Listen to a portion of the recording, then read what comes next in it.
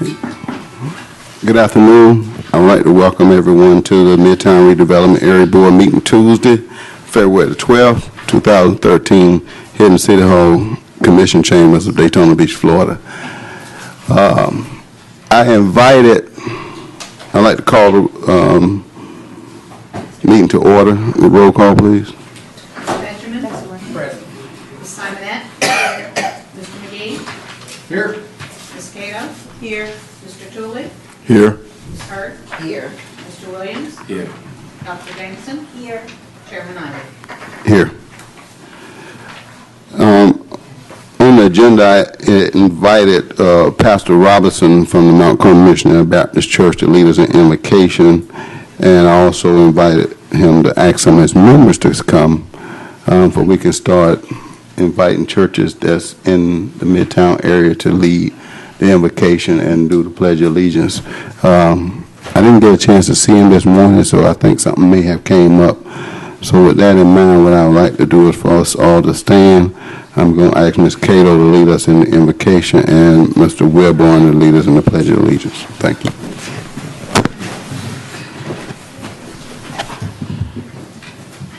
May we pray.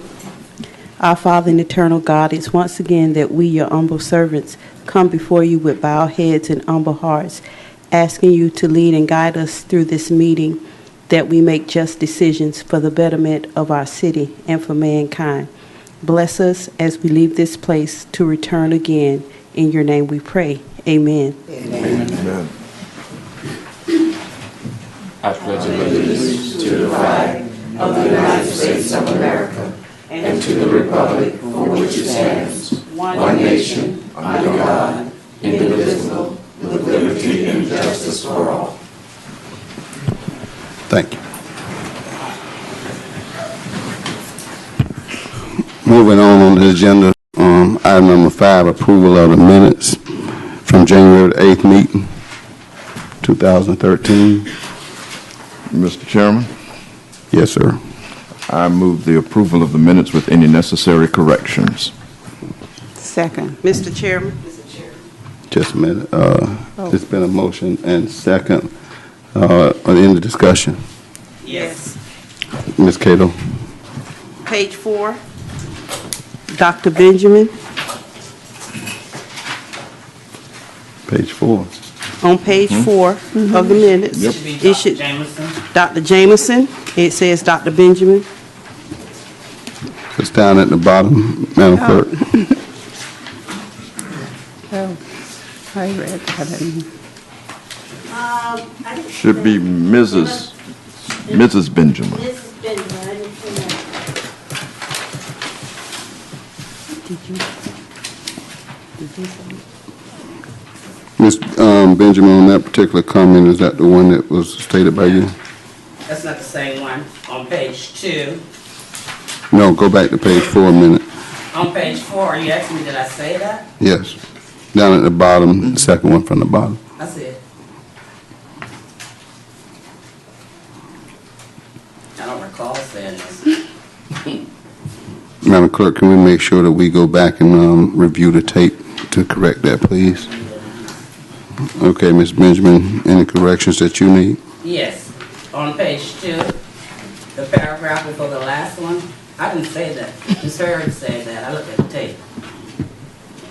That's on page number? Page 2, the second paragraph before the last one. Yes. Madam Clerk, so note that that comment was made by Ms. Hurd. Yeah, the second one on from the bottom.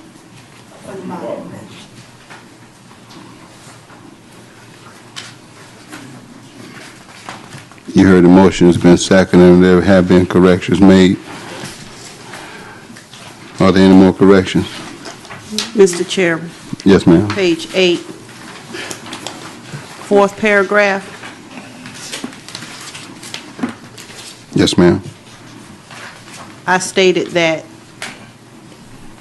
it was embarrassing that we have to go outside to other facilities to get better rates as opposed to what the city offers at the community centers, but I did not include the Midtown Culture Center.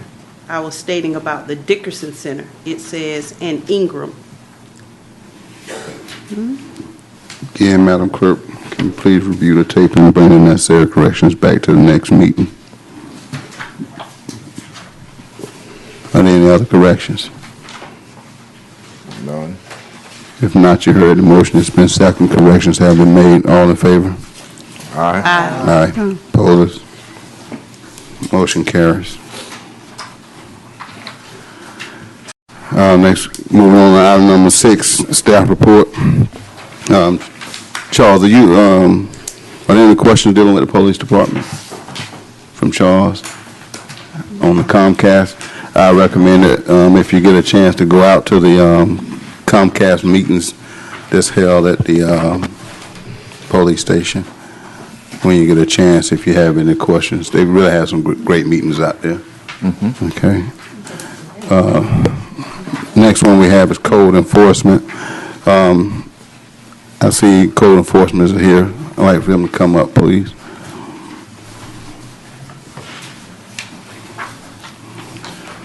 Good evening, members of the board. Good afternoon.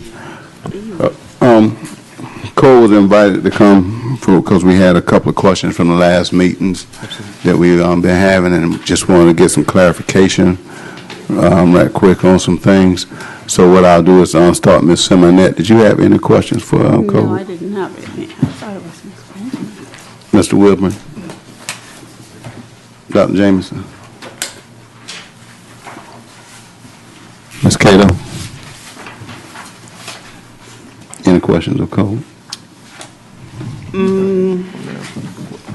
The signage coverage of windows throughout the city and the businesses that keep popping up that have not come before the board. We discussed in the last meeting that if they have the proper permits, that they can open, and then it turned into we can't tell a owner who they can rent to, but it's my understanding if you're a business owner, you're to have the proper permits to run that business, regardless of what development zone you're in.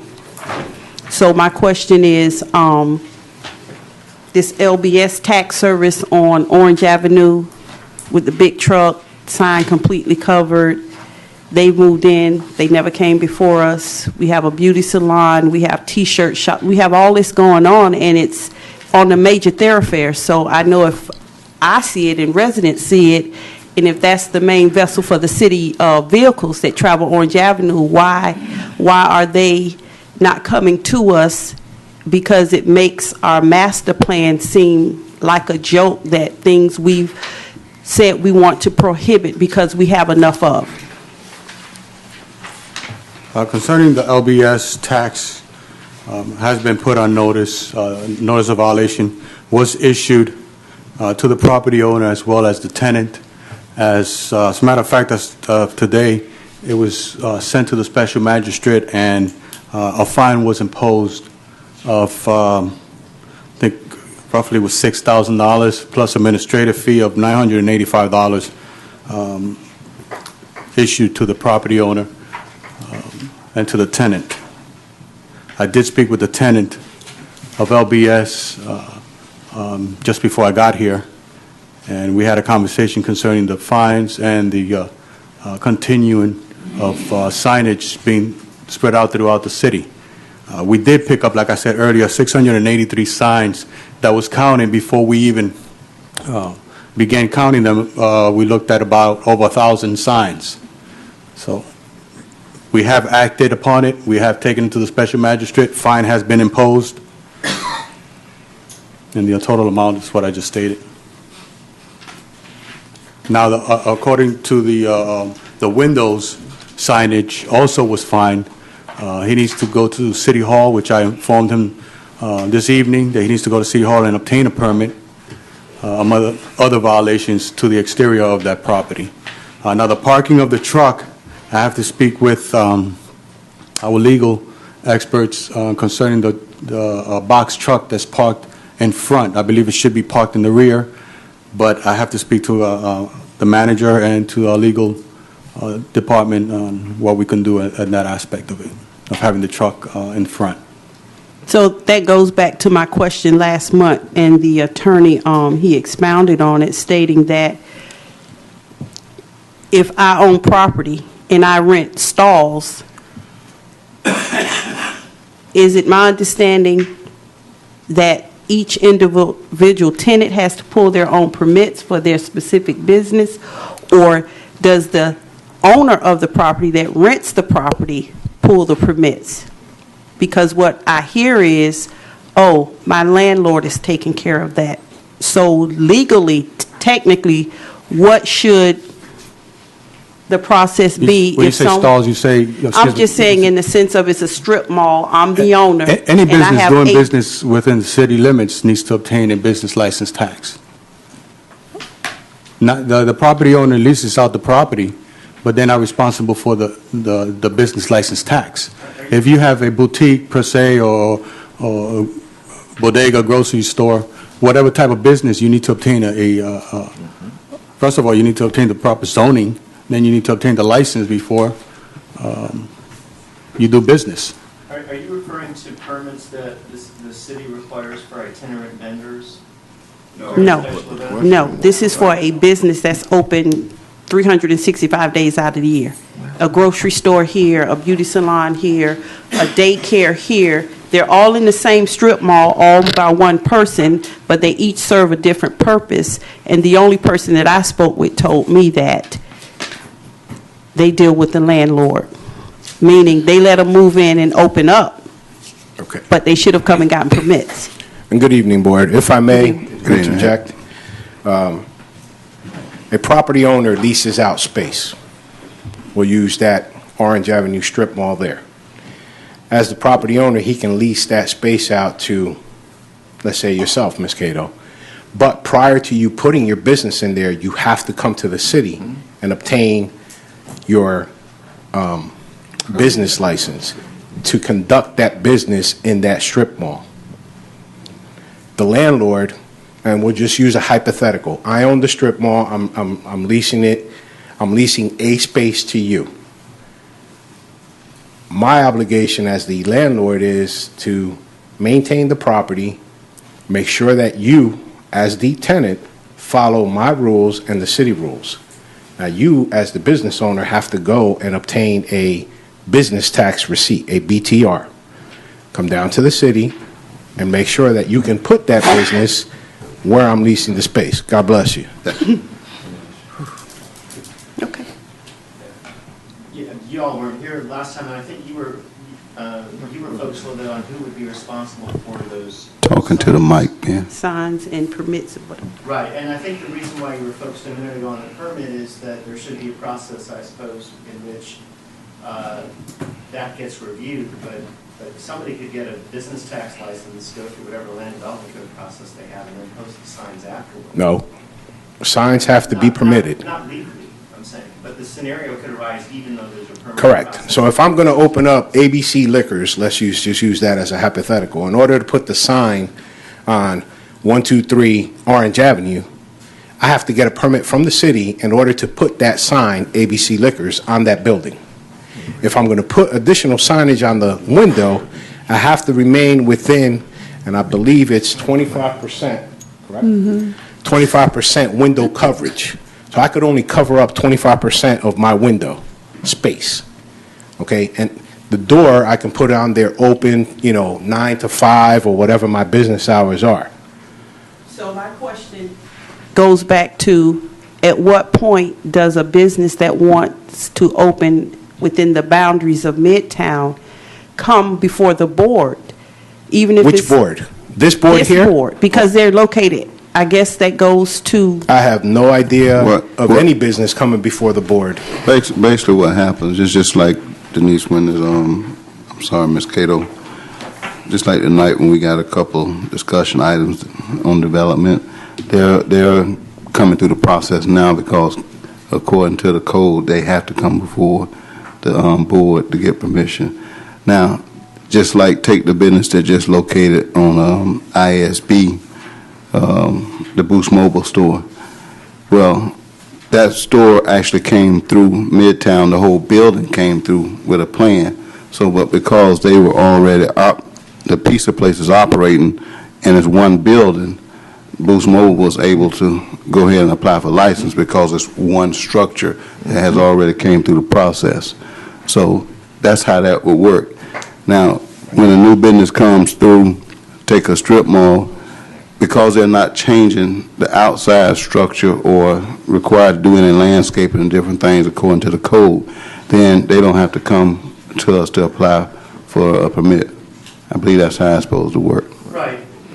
A mere change in the user of the building when there's no structural changes to the building or no proposed changes to signage Right. wouldn't typically trigger a site plan review. Right. So I think what Ms. Cato is basically asking about is these hair stores, is all their windows is basically covered 100%. That's something that we really need to look at. And That's being addressed. Most of the stores there have been addressed by Officer Lopez.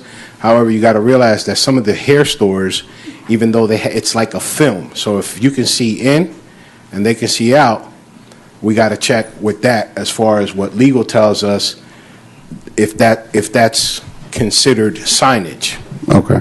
Yeah, and if I can, this gets at something which we were discussing a while back when Hector was here, and y'all may have heard what sounded like a disagreement between Hector and me as far as the question goes, who's responsible for complying with the code, and ultimately it depends on what the code violation is.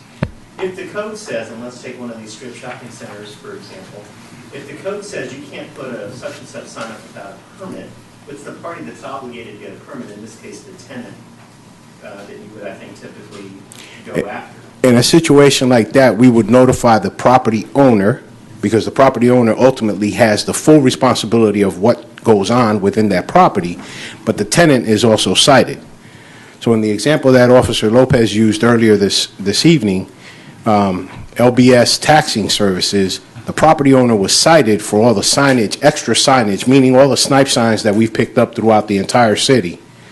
Okay, and the snipe signs are the signs that get placed in the right-of-ways, advertising, taxes, so forth and so on. And one of the reasons why they do that is precisely because of the kind of information that you gave somebody, that you mentioned somebody would give as an example. Oh, the landlord's going to take care of that. You bring them both before the code enforcement board so they can't point the finger at the absent party. Correct.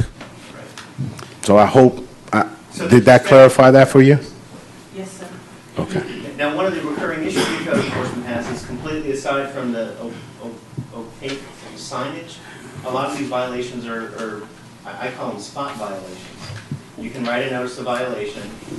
Or you talk, The sign gets taken down because it's easy to get taken down, and then it comes up again. right. They can still enforce that, but it takes longer than the usual kind of violation. Correct. If I may, hold on just a minute. Being that you just brought that up, dealing with the spot signage, if you can make them take it down and then it can go back up, the idea and the key is to make them come through the process. And what's starting to happen is they're not going through the process. Okay. Prime example, I think you might have called it because I got an email on it, but Here's what happens. When we go out to speak to any business owner, any property owner, our objective is to gain voluntary compliance.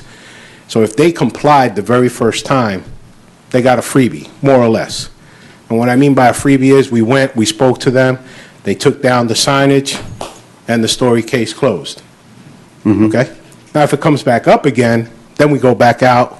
Again, we want to seek voluntary compliance, but now we make a notation in the case file, in a case, we open up a case and say, okay, we went out there on January 25th. Now today, February 12th, went out there again. Now come March 3rd, now mind you, I went out February 12th, I came into compliance again, the violation. Now March 3rd, he does it again. Well, now what we're going to do is say, you know what, he's playing us or she's playing us. Now it's time to take them before the Code Enforcement Board.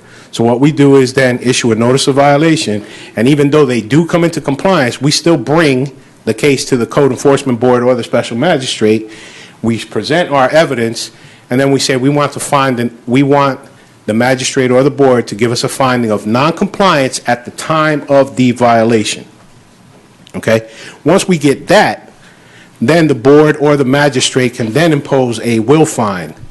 So what happens is if it happens a fourth time, now they get fined. You're not back to zero if it happens 4 Correct. We're not back to zero. We're back at the state. Actually, we're not at a back to a stage. We're at a stage to where now they're going to be fined every time they commit the violation. Okay, now let's go back. Let's deal with a reality, real situation right now. This store on Orange Avenue, they put that red and yellow sign up. Which What's that address? 800? 709 Orange Avenue. It's red and yellow. Put one on the building, and he also put one up on the street almost, on the pole. I haven't seen no sign permit that came through the Midtown board, because normally when a sign comes, a signage application normally comes through the board. Sometimes it does, or sometimes, not all the especially when they time. change the colors to make sure that they're in code and compliant. To my recollection, did that particular store go through the magistrate yet? The property owner and the tenant was cited for not having the permit. Currently, the tenant is working with zoning, Colleen Miles, to obtain the proper permit. What happened is the gentleman just got someone from Sidewalk High to obtain the signage, to put up the signage. He can't get in contact with that person. I don't believe the person is a contractor. He needs to obtain a signed contractor to put up the sign. Now, what the zoning could do is find them an after-the-fact permit, which is doubles what the permit actually costs. The signage either has to be removed, which it should be removed within the next week or so, or obtain a contractor to put the proper signage. If you look at the signage, it's not going to hold up the wind load, and it's not a proper signage that should be up there on the pole. The signage on the towards the rear by the store is also, it's probably too big. It probably needs to be removed as well. But that's with the city of Colleen Miles with zoning that is working with the gentleman. I did speak with him personally, and he's working on coming to correct. Okay, Mr. Wilburn. So I want to get clarity on something. What's the reason for not only being able to cover up 25% of the window? Without having the code directly in front of me, but a lot of it has to do with businesses. Is one is a safety factor. Two is because of the fact that when you put up a sign on a wall, you're allowed a certain amount of square footage. So now if you're adding that to the window spaces and everything else, that's adding to the square footage of the original sign that you put up. That's why signs go through a process. If I'm going to put up a sign, I come down to the permitting and licensing department, I bring my application in, I bring a diagram of what the signage is going to consist of. In the redevelopment area, you have to go with color coordinations and everything else. With that, we get from Jeannie Tolley, but again, that's a process that when they go to apply, they're informed of all this information. I was just thinking, and I just want to get clarity on it, because we were talking about them putting up the film as if it's similar to tint on a car. Mm-hmm. And if the issue is safety, then it should be. But if you can see in, again, that's why I'm saying to you, there's different variables, okay. And some of that, because of the sun reflecting on it, it'll change. I've seen businesses where you look and you're driving past and you say, my God, that business looks like it's totally dark.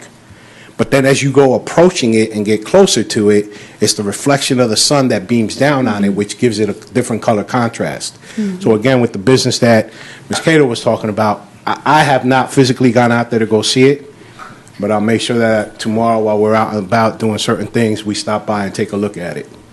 And then I'll be able to address the issue properly. Thank you. Ms. Benjamin, did you have any questions? No. Ken? That's two.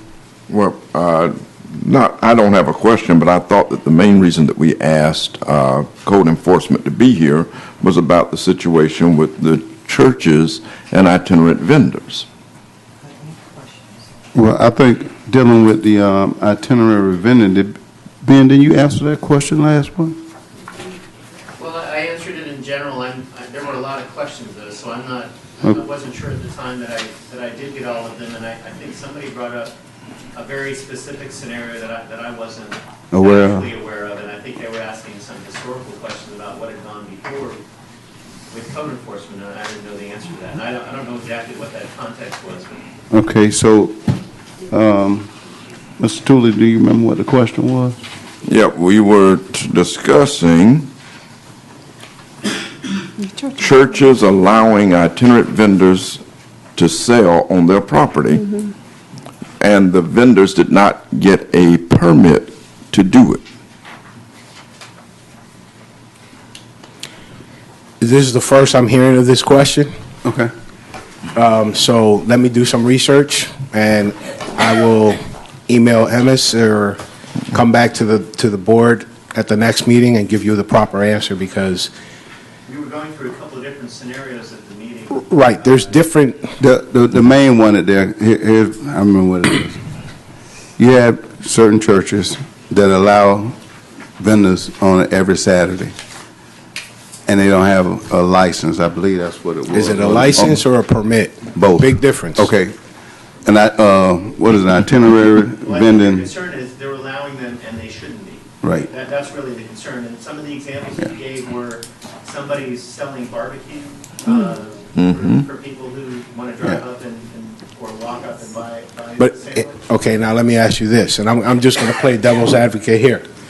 Is the person selling barbecue a church member, and are they raising money for their church? Exactly. That's the No, I'm just saying what the problem was that nobody has talked about yet. I'm playing devil's advocate here. I understand. I mean, because you have certain churches that can have a Fundraiser. thank you, a fundraiser. And if the money's coming back into the church, it's a different. Right, before we get out of order, let's clear it up, because I'm going to move the meeting on.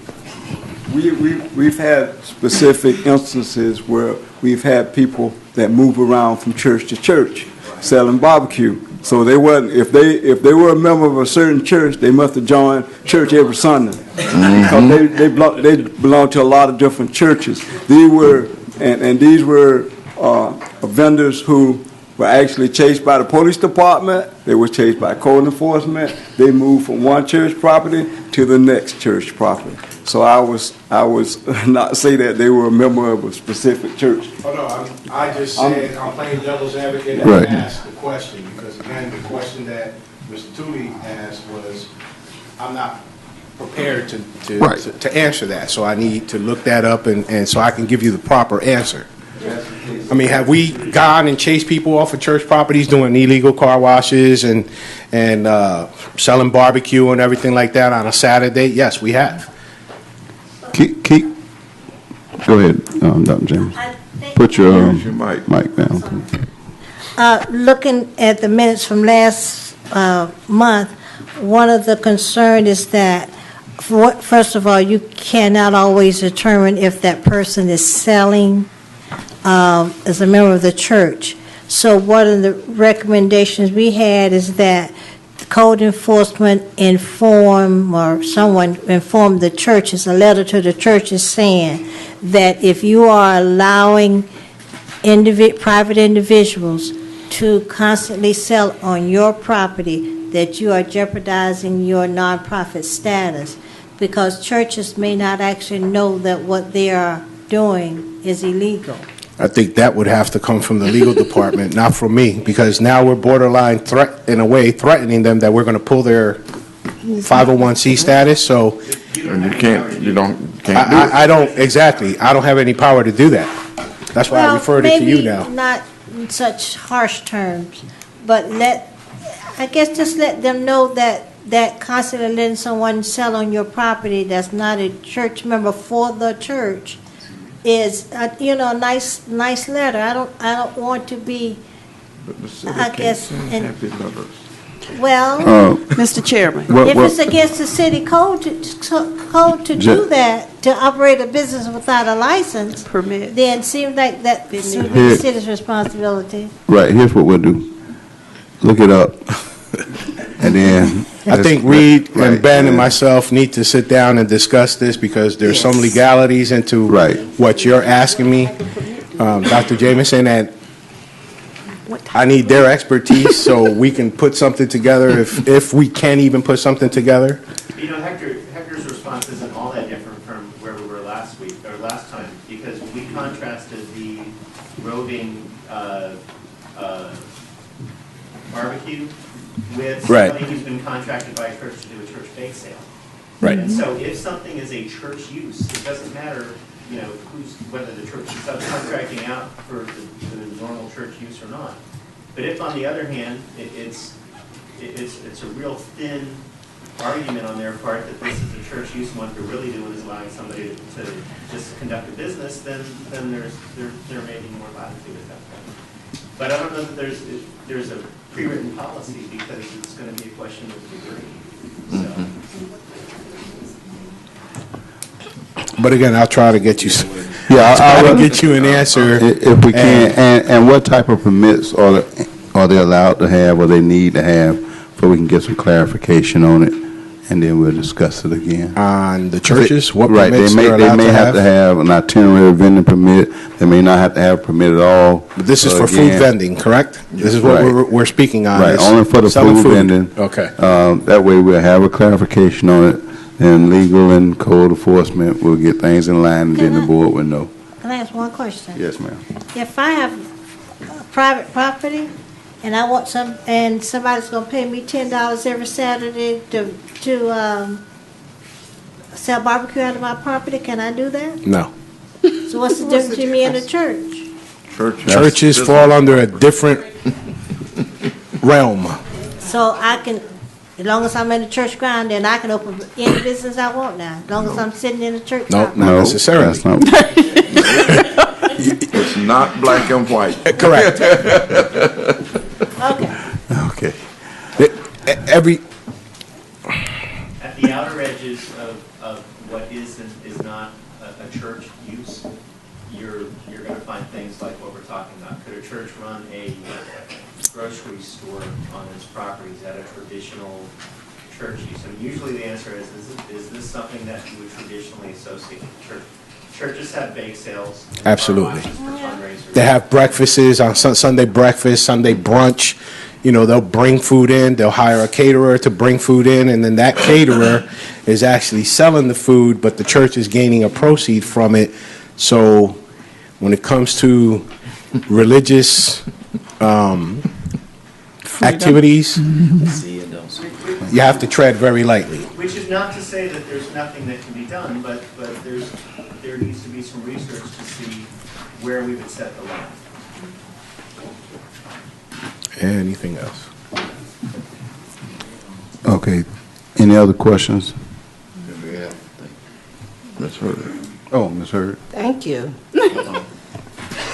Good afternoon. How are you? Good evening. I'm the one they corrected in the minutes that indicated about 327 North Martin Luther King, the Mormon Realty Building. You indicated in front of Dickinson Center, the building right in front of Dickinson Center. Okay, that they were holding services there, if They I recall still correctly? are. And we have mentioned the fact that we have 52 to 53 churches in Midtown. Okay. And this church has been going on, services have been going on for over a year. They, if you go by there now, you'll think it's just a building. If you go by there tomorrow night, they might be having prayer meeting or something, a sign goes up. But on Sunday morning, the sign will be up, church service. Is this legal? I mean, it seems as though we are working so hard in Midtown with the master plan, being part of code enforcement and everything else, and nothing can be done. It's just something that we're going to have to research. You're going to have to get with Tony and all participate in this discussion. And it's no secret because it's in the Daytona Times every week. And I've checked the Daytona Times several times. Officer Lopez has gone out to the property, spoken to the property owner, and he says that no church services are going on. Now, I'm not saying before you get upset, I'm not no, I'm saying not that gonna get upset. you're giving me misleading information or anything else, but when the times that we have gone out there, there has been no services. I've checked the Daytona Times online a couple of times and haven't seen it advertised. However, we will continue to check it, and as Mr. Gross has said, we have to tread lightly when it comes to religious groups, and we have to check the laws and the ordinances to make sure that we apply them correctly. Okay? I'll give you the perfect example. I got a call that there was a gentleman holding church services within his home, and that there were 15 cars parked outside his house. When we went out there, he was having a prayer group. There's nothing I can say or do about that. He is allowed to conduct a prayer group in his home. And if there were 15 cars spread out throughout the area, so be it. But the neighbors were complaining, and they were saying we weren't doing anything. So that's why I say when it comes to religious activities, we have to be very careful. And I will look into it with Mr. Gross and our police liaison officer. Mr. Garcia. Yes, ma'am. I intended to bring a Daytona Times with me tonight. And if you overlooked that. I believe there's one outside. No, I would come to your office. I would come to your office and bring one. Okay. I would come to your office and bring one. Okay. Okay. Also, there's no parking spaces. They parked all up on the grass and everything. Again, we have to catch them in the violation. Do you have anyone working on a Sunday morning? No. And I don't have anybody working at night either. That's So that why means I have to- That's why we're working for you without me? pay. Excuse me? That's why we're working for you and with you without pay Okay, I'm not, in our town. okay, Okay, I'm not gonna, let's move from there. right.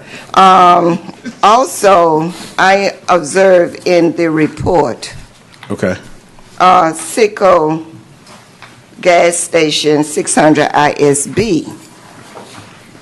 It was so nice for them to paint the building and do all of those other things. But we continue to call, ask y'all, and tell you, we're still helping you, working, that they are setting up, someone is setting up on the outside, not every week, selling the same person. is that, And what are they selling, food or? merchandise, Yeah, and then colognes. twice that I went and spoke with them, they had a permit. So that's an issue that will have to be informed with the city, the planning and zoning, because if they issue them a license, code enforcement cannot do anything. Who had a permit? The vendor outside that was on Citgo, they haven't been there for a while, but I believe about 2 or 3 months ago. No, they were there about 2 weeks ago. Well, time goes by so fast, I don't Yes, even know it when I'm does. living. But they did have a permit. I seen the permit, and matter of fact, I believe I took a picture of a permit. I'll have to check my case file on it, but they had a permit. So if you're that's something saying that that- the Midtown Board doesn't want, then that has to go with the zoning and planning and licensing, not to issue them that license. So you're 'Cause they are saying, legal. you're saying that if anyone comes and get a permit, What I'm saying is they had a permit. although it's not the same goods that is being sold inside. That's correct. They had a separate permit to conduct the business there. Okay, what about the truck that sells leather sports jackets that comes every now and then? The gentleman, the Muslim gentleman? No. This is another guy that parks on the west side in a little truck. What I'm saying, Ms. Hurd, is the 2 occasions that I went out there and inspected, they had a permit. I understand what you're saying. So to me, it seems as though all the work that we do trying to keep our neighborhood as a neighborhood should look, we can't get any help or anything. As far as the code enforcement side of it, we acted We inspected, they had the proper permits. Any other issues aside from that would have to come from planning and licensing or zoning, Ms. Colleen Miles or Ms. Juan Davis, because they're the ones who issue the license. We could only enforce noncompliance if they did not have the permit. If they have the permit, then we can't do anything further.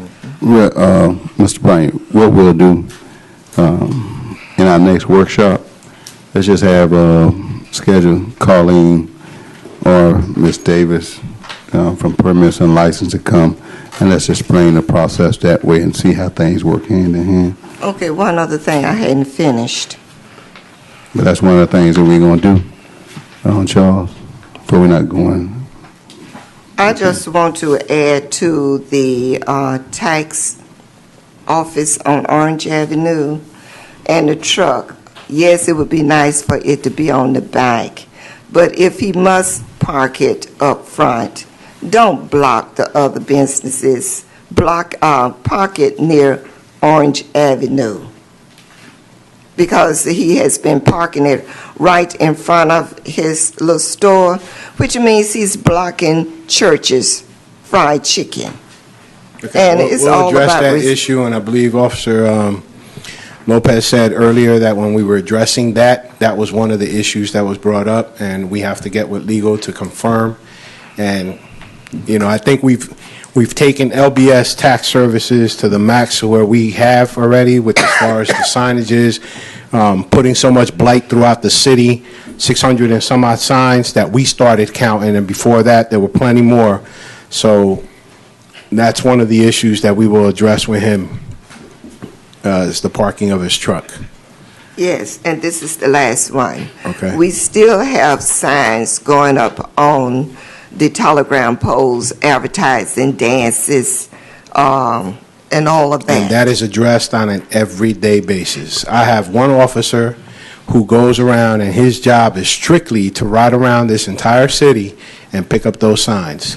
So it's not just in the Midtown area, it is all over. And it's not only businesses, but there's social events, there's events at the Peabody, at the Ocean Center, and we're constantly picking them up.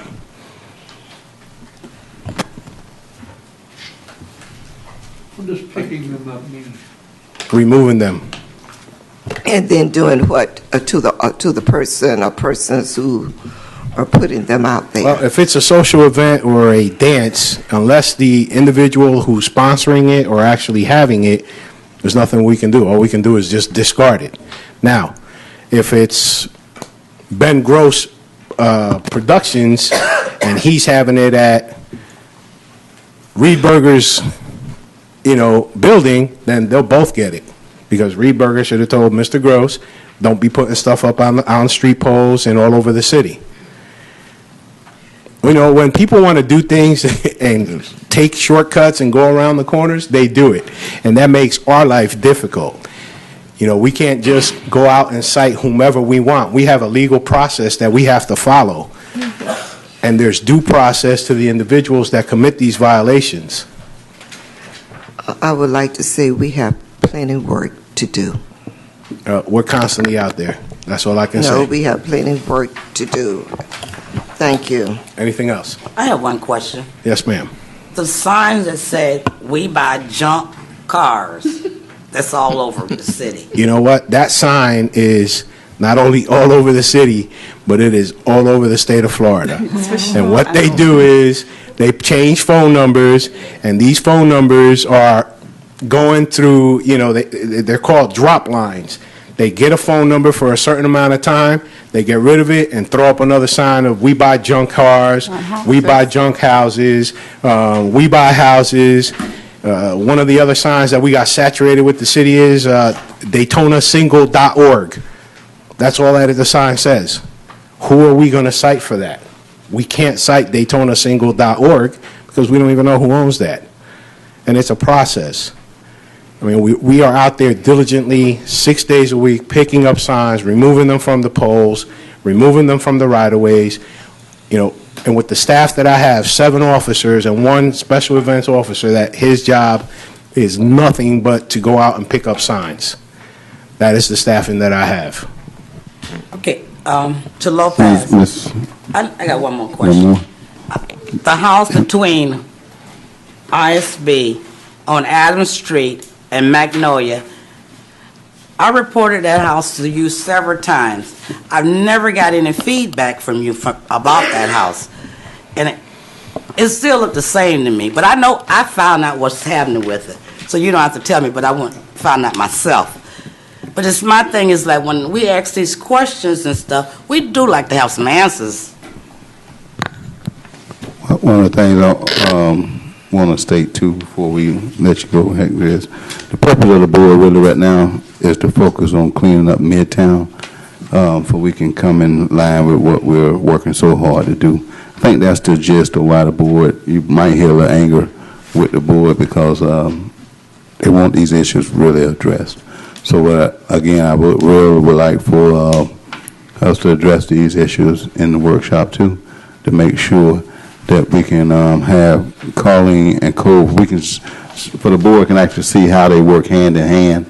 Of course, Ben will be there too when we have it. 'Cause that way, everybody will know who's responsible for what when it comes to the process. So that's what I think is the what I'm hearing from the board, and the key is to make sure we can clean Midtown up and stop being the stepchild, I would say. But we do appreciate you for coming out tonight. Any other questions?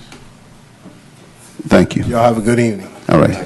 You do so. What I would like to do is recognize Pastor Robinson at this time.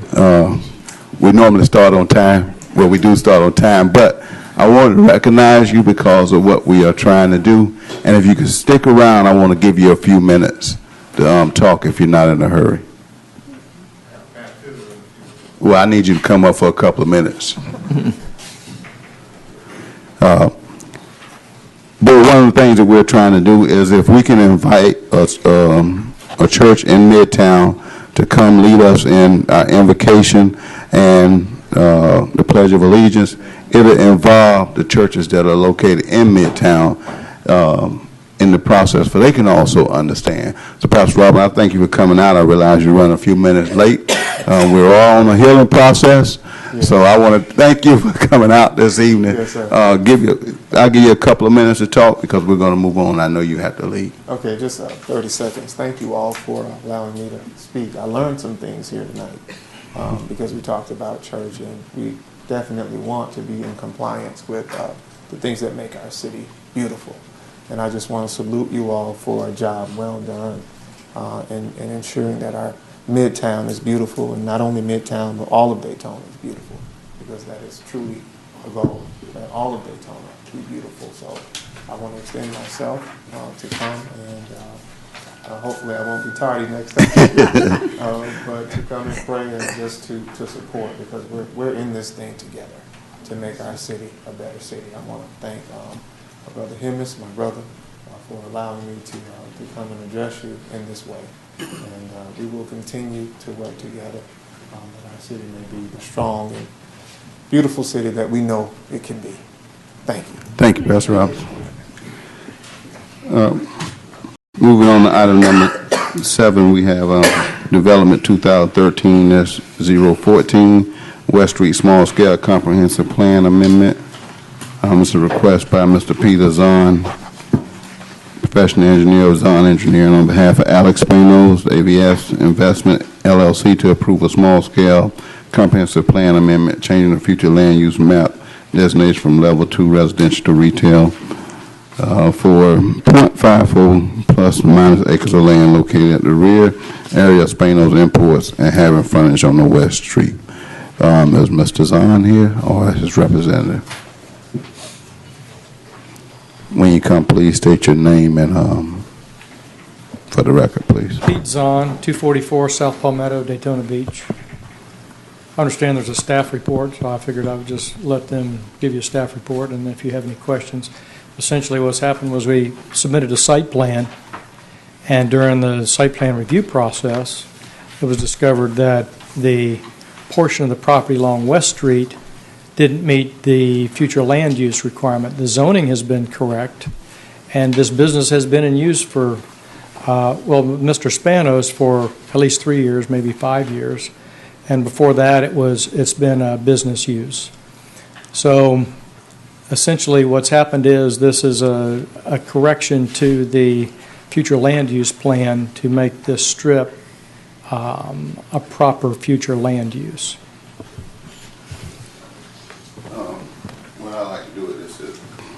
What I like to do at this time is open the floor up for discussion because we never had this come before us before. So what I'll do is start with Ms. Cato on this particular item. In looking at the aerial view in the packet, the blue box, and in reading over this material, it states that there are 2 residents. Are they contained in this blue box? Yes, ma'am, they're at the west end. And the staff, Tom Whitnire, had asked if we would add that to our application, because that would leave that westerly end as a blank spot. So we said, sure, if he wants to come in on this application, we would just add it to ours. Excuse me, what page are you on, Ms.? Oh, this, I'm sorry. Okay. So it's my understanding that are both places occupied? As far as I know, they are. And the residents, do they have any business dealings with Spanos, or, so they're not going to be forced out? No. It's entirely a separate parcels of property and has nothing to do with Spanos. They just happen to be in the a part of that expansion that it would make sense. And they were asked if they wanted to do that, and they said yes, they would. So. Okay. So will they be compensated as far as, I can't get my term, but it'll come with comfortable living, meaning if I'm understanding right from what I read, this back portion will be used for detailing and some mechanics. That's on the opposite end. Opposite end. end. The middle portion of that is Spanos. It's been that way for several years. It won't change. So the part that would change would be at the eastern end of this piece on Charles Street. So as far as noise and lights and constant traffic with cars being serviced, this won't affect their way of living? It stays exactly as it is and has been for 3 years. And as far as I know, the business closes down at 5 or 6 o'clock anyway. It's not open at night. Okay, that's it. Ms. Simonette? I drove around there and really, actually I went there, just looked at the thing and went there, and but they're saying that the people, that was my concern too, about the people who were living there. But it says that they agree with it, so who am I to make a fuss about it? I think if they know what the business is. They're part of the application. So, yeah, I realized that in reading the whole thing, I realized that they are a part of it, but my was for the people who were there and whether they agreed to have this business pushed further into them. No. I drove around there and looked at it. Does Spanos own the piece? Ken, did you? The structure? He owns the piece with the structures. He owns the piece in the middle. That's an existing Spanos business that runs from ISB to west. And there, if you look at the aerial photo, you can see the light-colored building in the middle. That pretty much defines the east and west boundary of the building, extends all the way back to west. And then there's 2 houses on the corner that are separate and independent.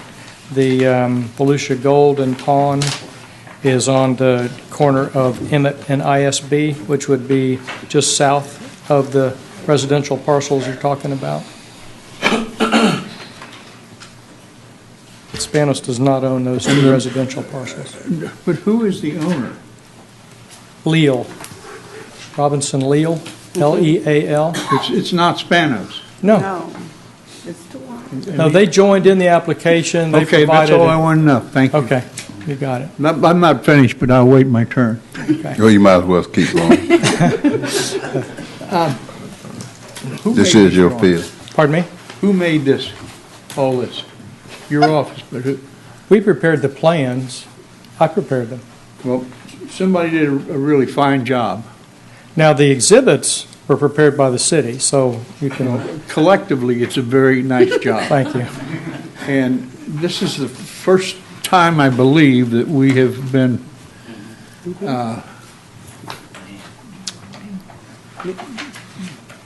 just trying to rule on something that is within the concepts that we worked a couple of years to produce. And the way this is put together, and if it's the city and you all, it's really very helpful to the board to help us understand all these pieces and how they fit within the proposed master plan. Well, that really, the credit goes to the city, to the planning and zoning staff, because they put this, Now, they put those particular whoever exhibits gets the credit together. should be very proud of it. And Right there. well, anyway, a very nice job. Dr. Jameson, you have any questions? My concern is, Can you speak into the mic for us, please?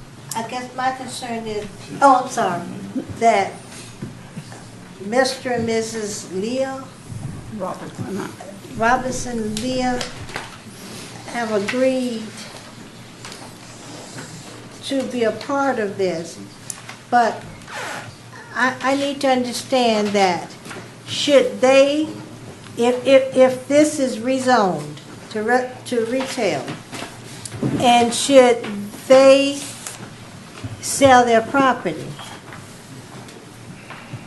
vacate their property, then the people coming, then that could no longer be a residential home anymore, right? Well, it's not being rezoned. The zoning is, I think it was BA. Oh, well, not zone, but use. So the future land use is just being corrected, we should say, from a level 2 residential into retail to conform more with what is actually going on in the neighborhood. And these approvals run with the land. So if someone else were to continue with it, they really, any site plan or any improvement would come in under a BA zoning. Doesn't have anything to do with the future land use of retail. It's just that retail allows those uses within that future land use requirement. So Dr. Jameson, the answer to your question is if somebody abandoned those residential units, whether this comprehensive plan amendment went through or not, they wouldn't be able to put residential units in there now because that's the current zoning. It appears that this comprehensive plan is an oversight, that there should have been an administrative change at some point. It wasn't made. The zoning wouldn't allow those residences to be reoccupied, so. Essentially, they're kind of grandfather. Okay, I'm good, I'm good. Okay. Before I go to the next person, Ben, you just brought something up. If that house burnt down, they couldn't replace their house if we approve this. If that house burnt down, whether they could rebuild it or not has nothing to do with whether you approve this. That's a function of the zoning that's already in place. Whether we approve it or not. Wait just a minute. That don't really make too much sense. The zoning is what makes something non-conforming, not the comprehensive plan. But you're saying those houses shouldn't be there anyway, at this point? What I'm saying is that those houses are non-conforming with the current zoning status. Which is business automotive. Which is business automotive. Okay. So, And they're legal non-conforming presumably, which means they're entitled to continue as long as they remain in place, but at a certain point when they're damaged by a certain percentage of their value, and I don't know the exact percentage, it depends in part on whether they're within a redevelopment area, which these are. So the damage could be due to a single cataclysmic event like a fire, or it could be due to decay over time at a certain point. That grandfathering status ends because of the current zoning, not because of the comprehensive plan. okay, Mr. Williams. He answered my question. Mr. Tooley.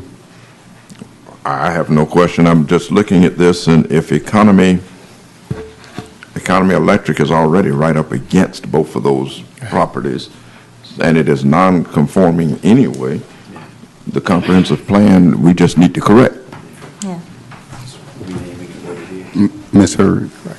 No, I went by and checked it out and everything, and as stated, as long as the people are comfortable living now and they will not be disturbed, it's okay with me. Okay. Ms. Benjamin?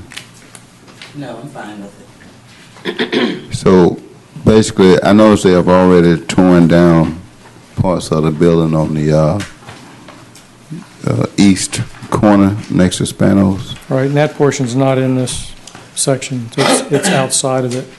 It is in the, you see the blue line on the aerial photo.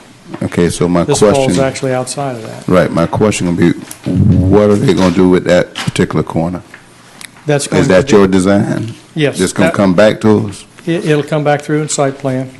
And the site plan that had been submitted is for paving on that piece. The building will stay as it is, and all of the current status of development within that blue section there, which is falling within the piece that's before you tonight, remains the same.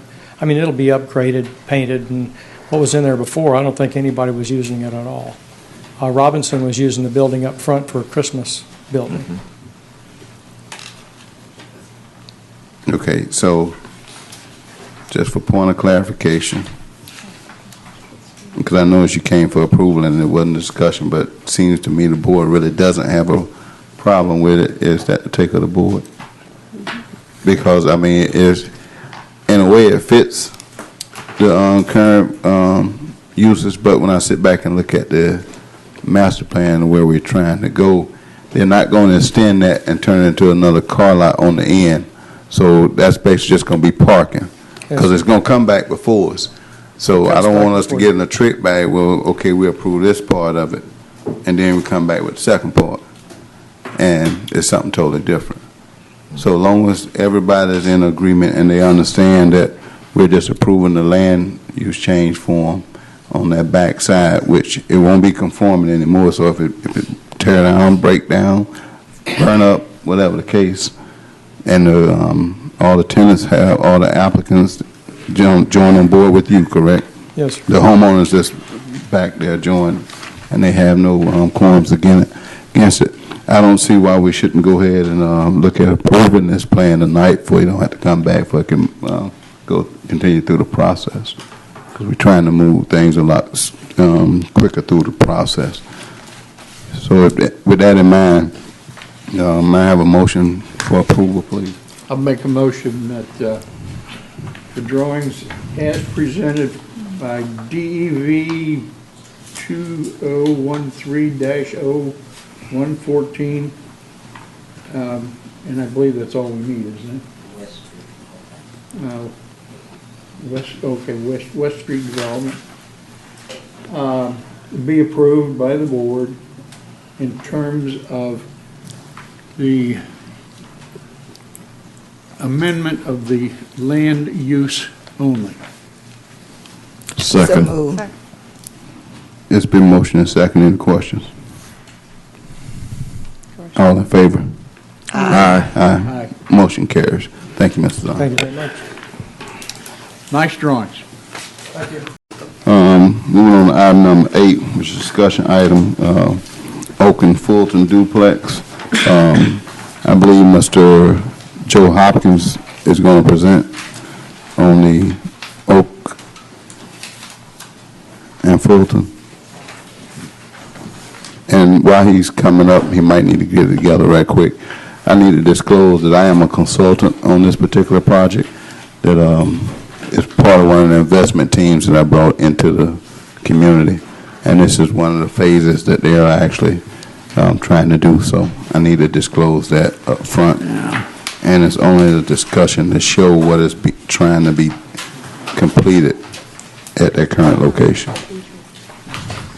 And so pursuant to that, Chairman Ivy will be filling out a disclosure form that I believe the board secretary should have. And you'll need to mention that again when if the site plan actually comes up for approval. You won't be able to vote on it at that point, Chairman Ivy. Okay, thank you.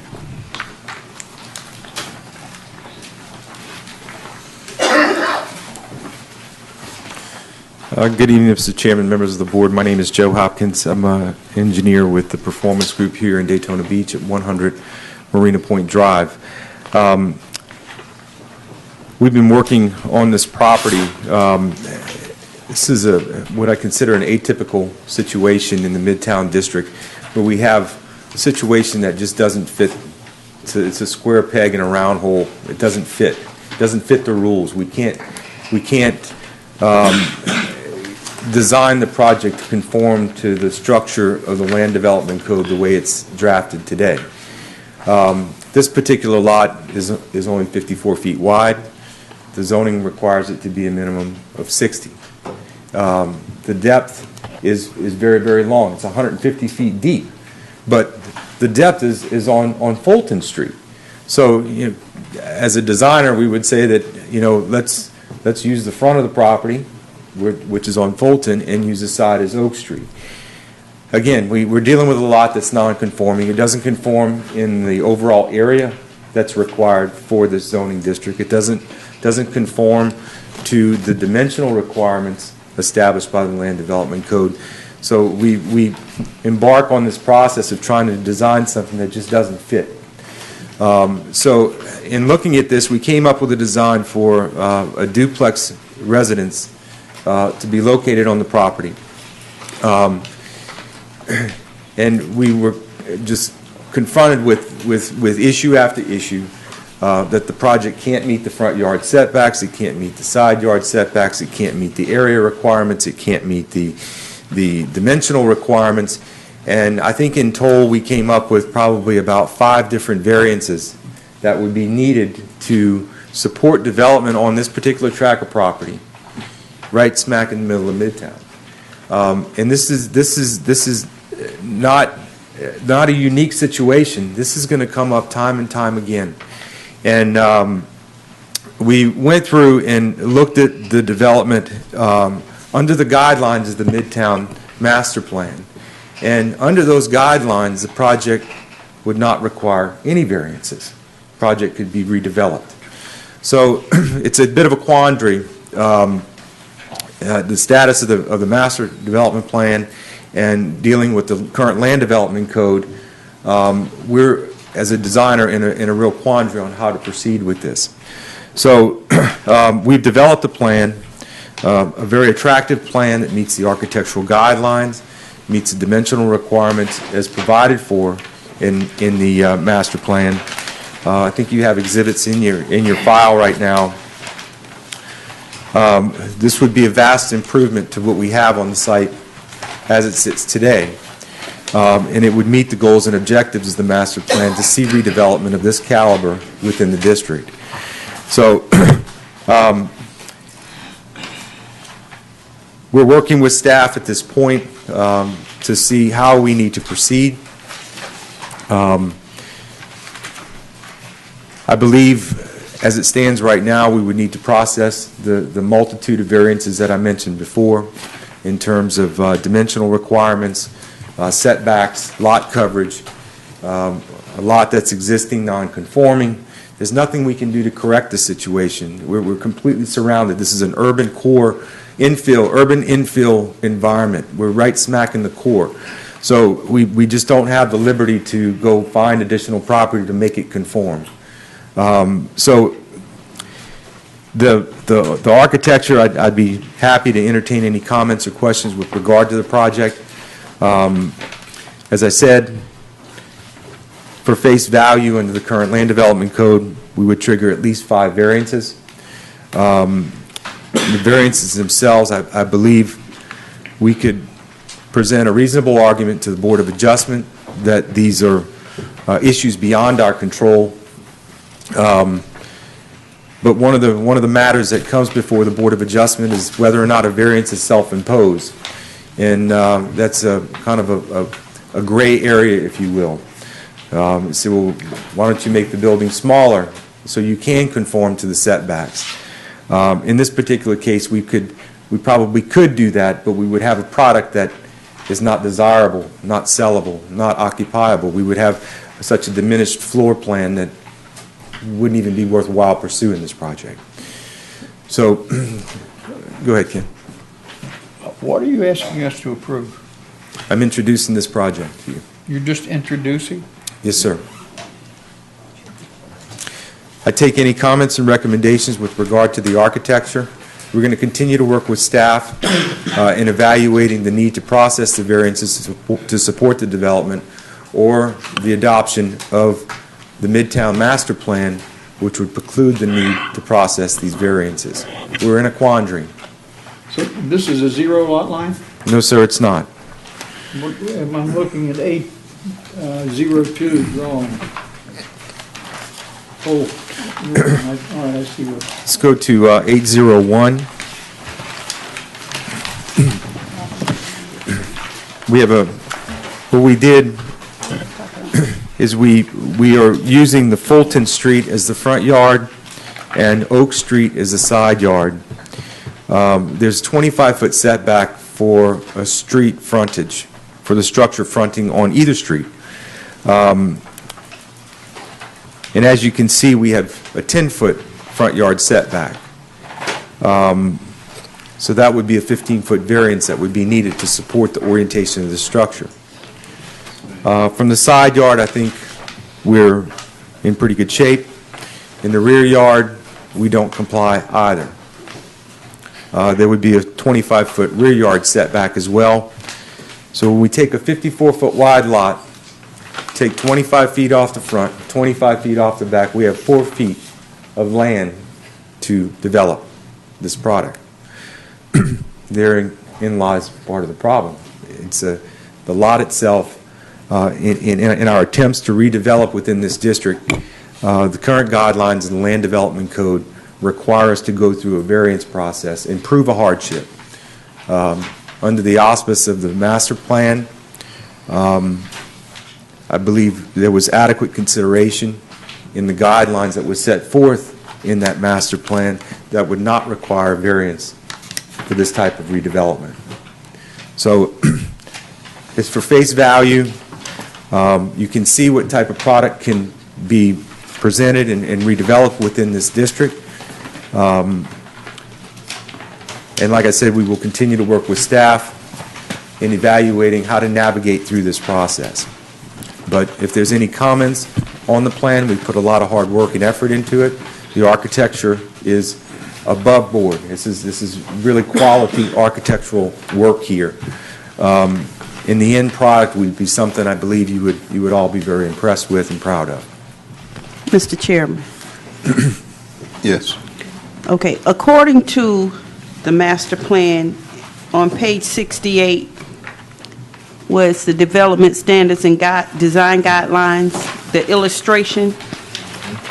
Now, it's my understanding that when we did the master plan, that these were the types of architectural designs that we would be putting into Midtown. And I hear you saying that it says front facades will be located between 10 to 20 feet from the property line. And you just said 25 to, for Fulton, it would be how many from the front to the? Under the current Land Development Code, the front yard setback would be 25 feet. Basically, what he's saying on the current, under the current guidelines, this project couldn't work. Okay. So you would have 25 feet from. On the master plan, it would On the work. master plan guidelines, it would work. Okay.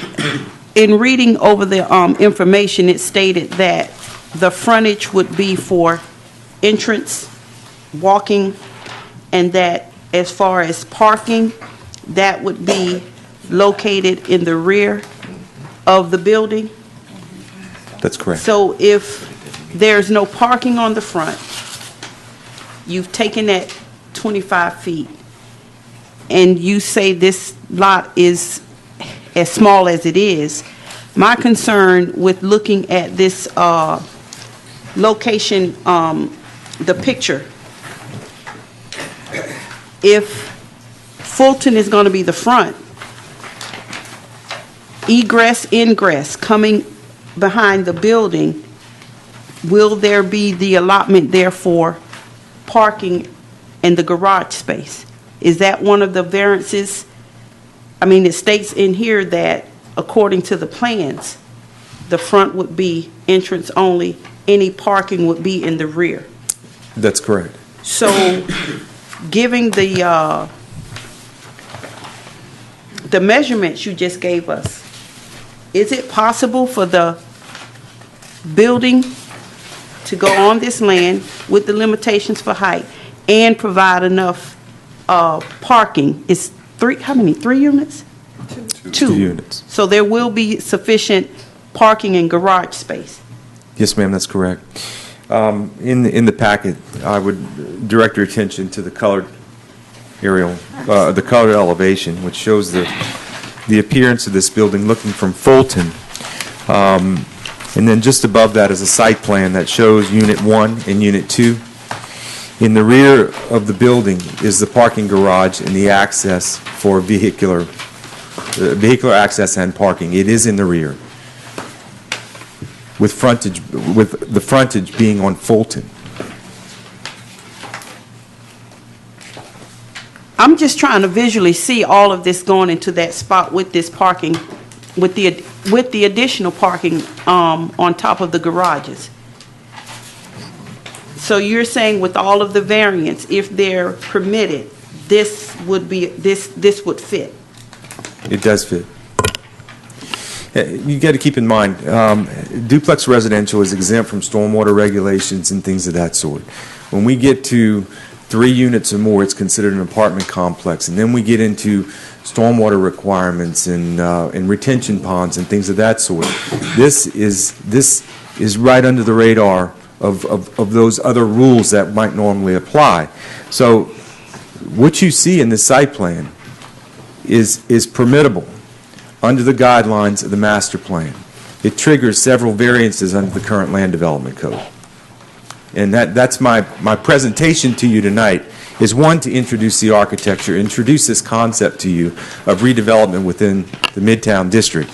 But second is to try to describe to you and give you some understanding of the quandary we're faced with, the property owners are faced with, designers and property owners, to conform to either the land development code or the Midtown master plan. Okay, you mentioned about, because it's only 2 units, it wouldn't get into storm water and all that sort of thing, but you do know that that is a flood area over there. Yes, ma'am. And that if we're going to build something and invest that type of money into a project that fits within our master plan, where's the preventive that this property isn't destroyed in the event of? Through the building department, through the building process, they have to verify that the structure is designed in compliance with the city's flood ordinance. Because according to this, it says that it will only be elevated, I believe, I think it said 26, that the land will be built up from the 26 inches? Correct. The finished floor is going to have to be set above the 100-year flood elevation. That's a requirement that will be evaluated through the building permit process. So there is a system of checks and balances to ensure that we're not developing structures below the floodplain. The city is obligated through its participation in the National Flood Insurance Program to not allow that to happen. So because it's 2 units, it doesn't have to deal with the stormwater retention pond issues, but it's in a flood zone that will be built up according to state code. My concern is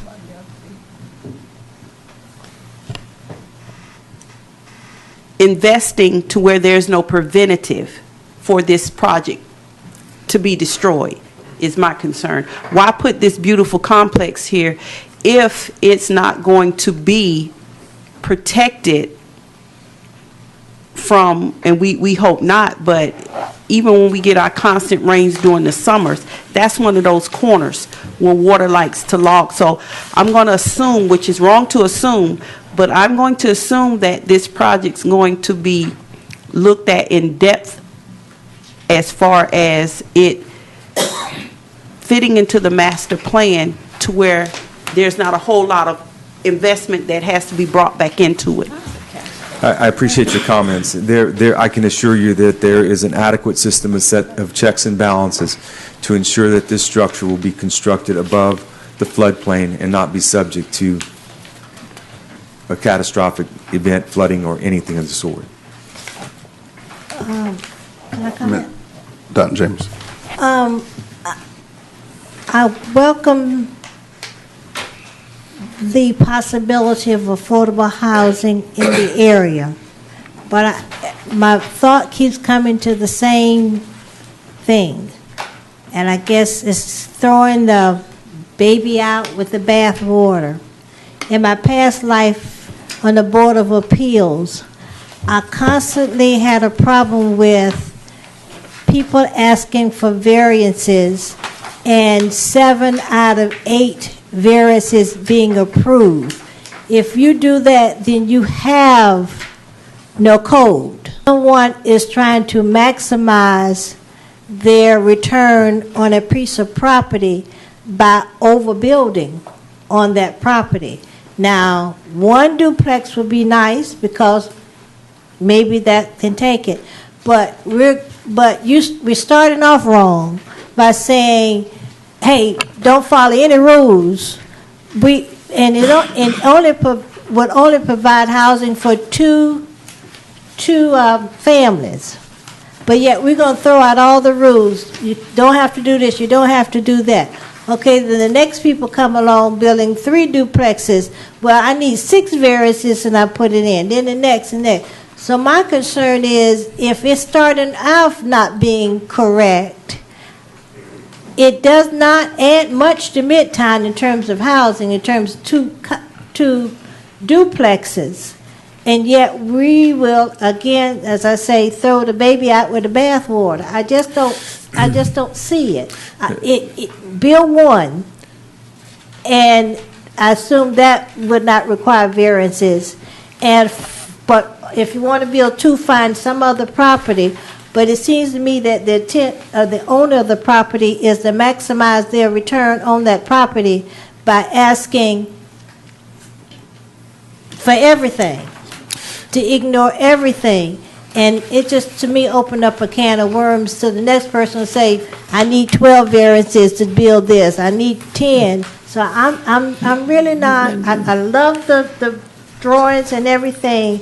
I've gone to see the property, but I don't see whether what Midtown profit from it equal to what the owner would profit from in terms of getting Let me clarify all these variances. Two things, Dr. Jameson. One is, I have not mentioned affordable housing. This is not an affordable housing product. Well, I don't want to get that in a discussion term, because that has a connotation to it that is. I don't put that connotation to affordable, but housing. Just take off the word affordable. Housing. Yes, New ma'am. housing. My point in making a presentation to you today is you have participated in the preparation of the Midtown Master Plan. And I'm here to tell you that this project fits within the guidelines of that master plan and doesn't require any variances or any relief. It fits within the outline that you all put together for that master plan.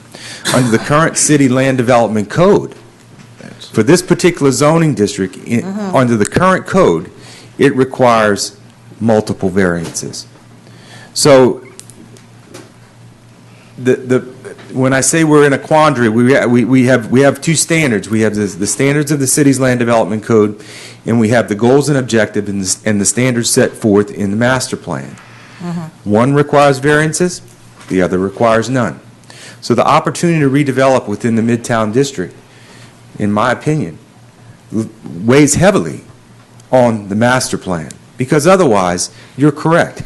We can't let the cat out of the bag and allow variance after variance to support redevelopment, but we can allow redevelopment under the guidelines of the master plan, and we could see redevelopment within this core. Otherwise, this problem will come up time and time again. That's right. Mr. Tooley was next. Yes. What's happening here is we're discussing the variance because under the current land development use, it's a 25-foot setback.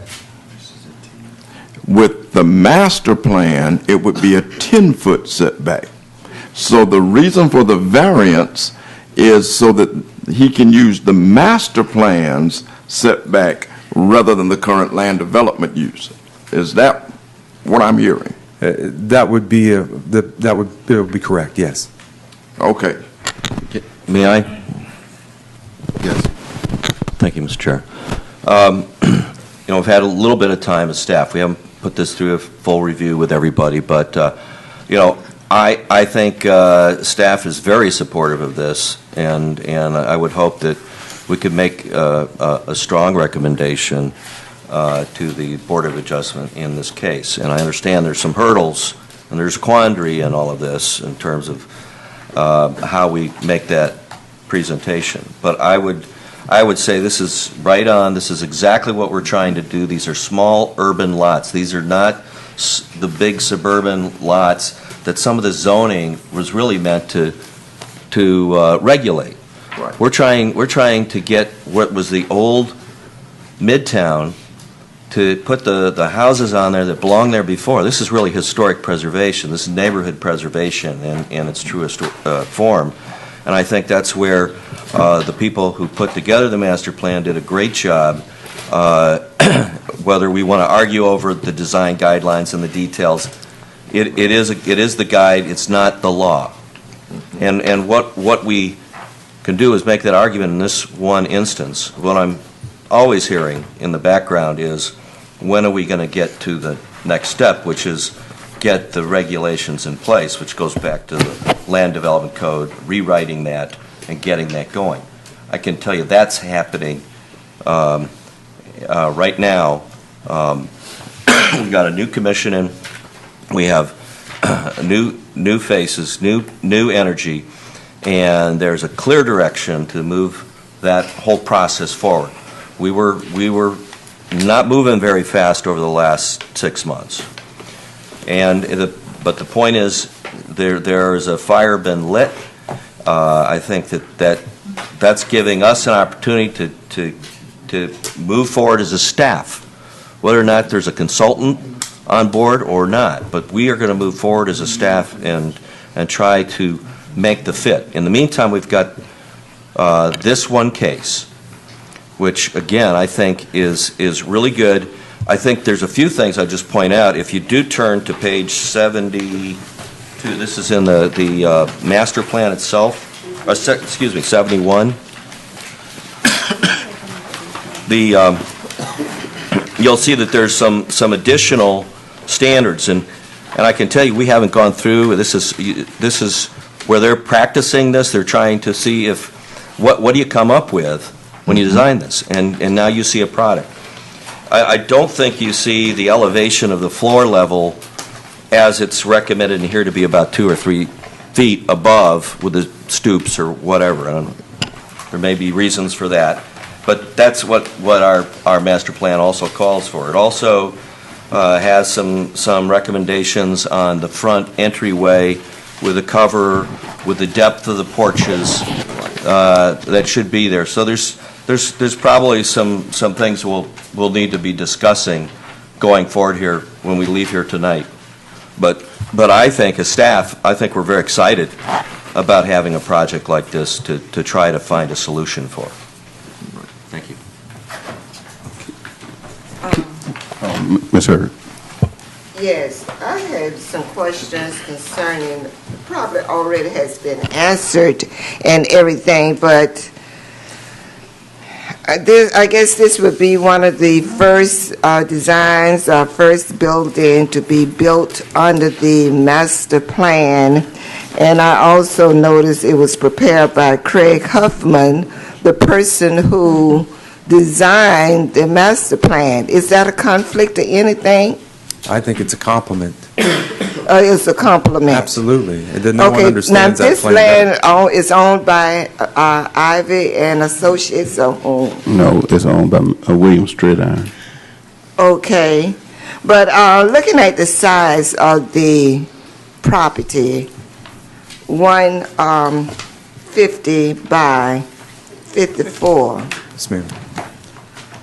And as it was stated, if we give in to all of these variances and everything, we're going to be doing that for the next 49 years. Because we say that the master plan will be done, basically within 50 years. So is this what we're going to have to go through on each building, architect coming before us saying, you can build, we can forget the variances, just build? No, what we're saying, and excuse me a minute, Joe, and read.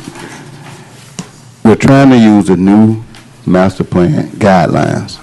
So therefore, no one will have to come back with a lot of variances, which will make the process a lot smoother. It goes back to when we're trying to address the issues that we're going to have on ISB with a lot of non-conforming lots should somebody come in and want to get more density on those lots. We're going to have this problem again. We won't have this problem if we use it and show how it can be done in the Midtown area based off of the master plan guidelines that we have that we're trying to introduce and make work.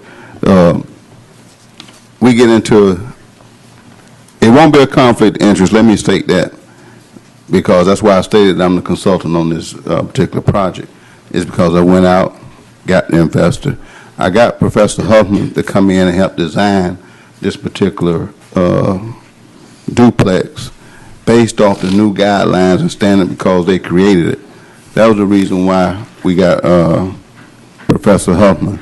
The other thing is we got Joe as an engineer is because it will address all the floodplain issues in that zone and to make sure engineering-wise, what are we going to deal with when we start dealing with these here particular type of properties. So what's going on is all the bases are being covered from the engineering portion all the way up to the land development code uses and the architectural features of this particular master plan. And that's why what we're trying to show you how we're trying to implement the plan according to what we have approved. Okay, I went by there and noticed the lot, and it is not a rectangle. What would be used in that little space on the north side of the lot? I believe it's an illusion. The lot is rectangular. It may be the vegetation or some fencing that's out of place that makes it appear non-rectangular, Okay. but it is rectangular. And will this be enough space in the garage to turn around, or once you pull in, you're going to have to back out, or just what? You would not be able to, you would pull in and back out. This is a one-car garage. It's going to be tight, that's all I say, very tight. Even if we use the 10 feet setback, how wide is the house itself on Oak Street? What are the dimensions of the house? From the front door, from the porch to the back, how many feet? It's about 26 feet plus the garage, which is an additional 12 feet. 12 or 10? 12. The garage is 12, the driveway will be 10.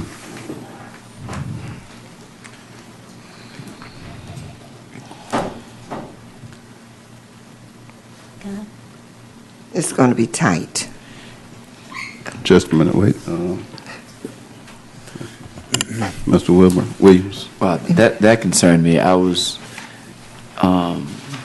getting more and more comfortable when I hear a 12 foot deep garage. 12 foot wide, 25 foot deep. Okay.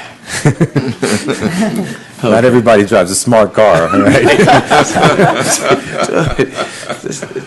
Are you gonna have bike racks? Oh, they can back up. Dr. Jameson.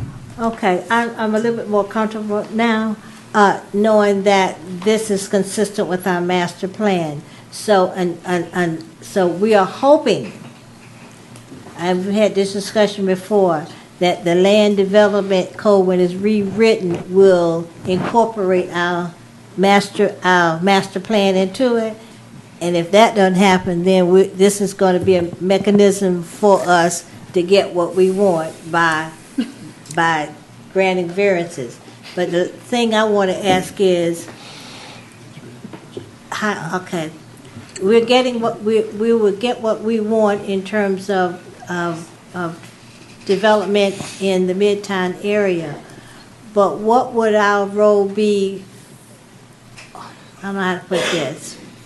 Will we support Mr. Hopkins in going to the board, or will the Board of Appeals be notified that we are supporting the variances?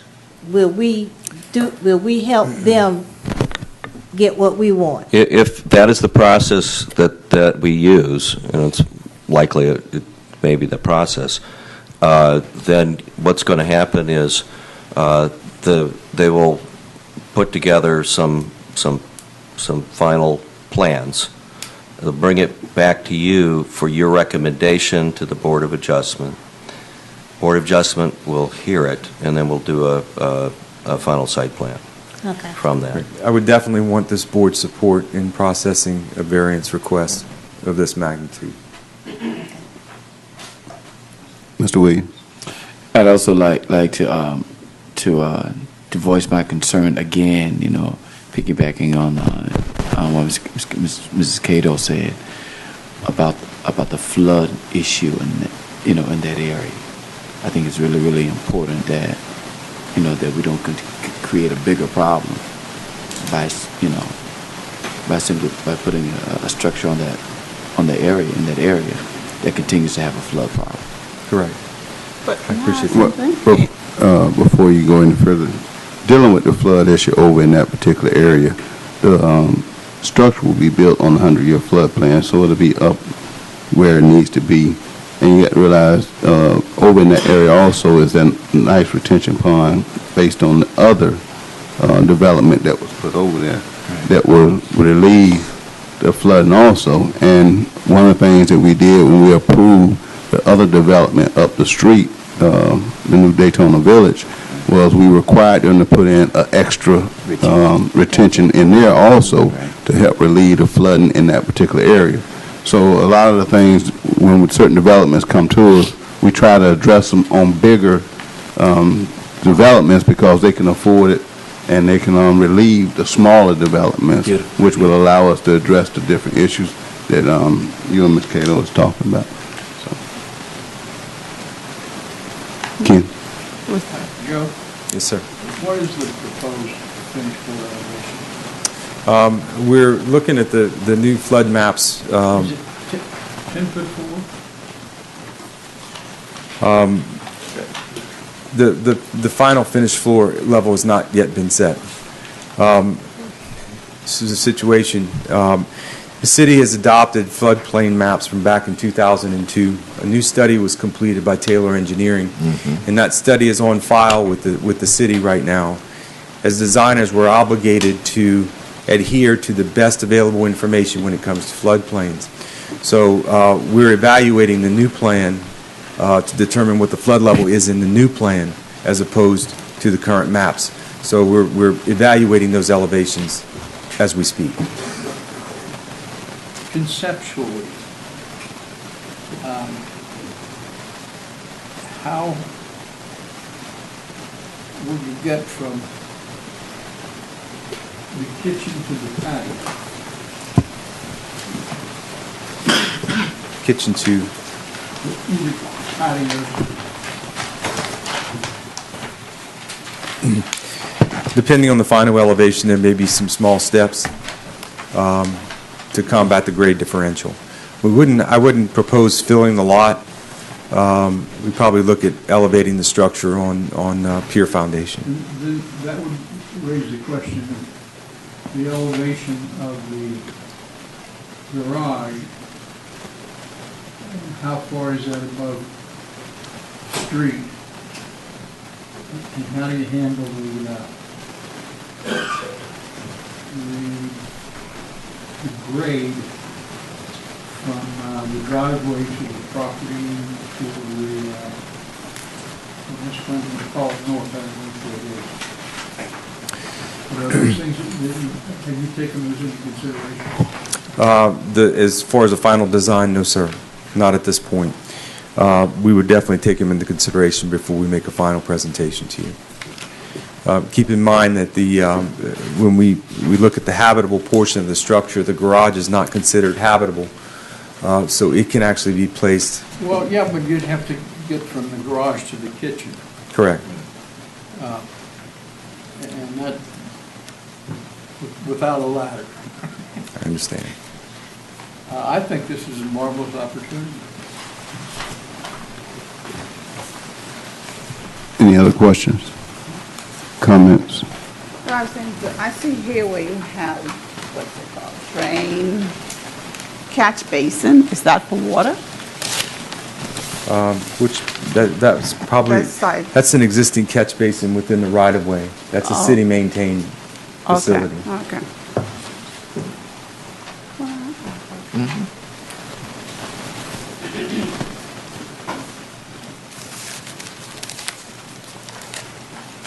I think it's just clear, and that's why we wanted to make sure that the board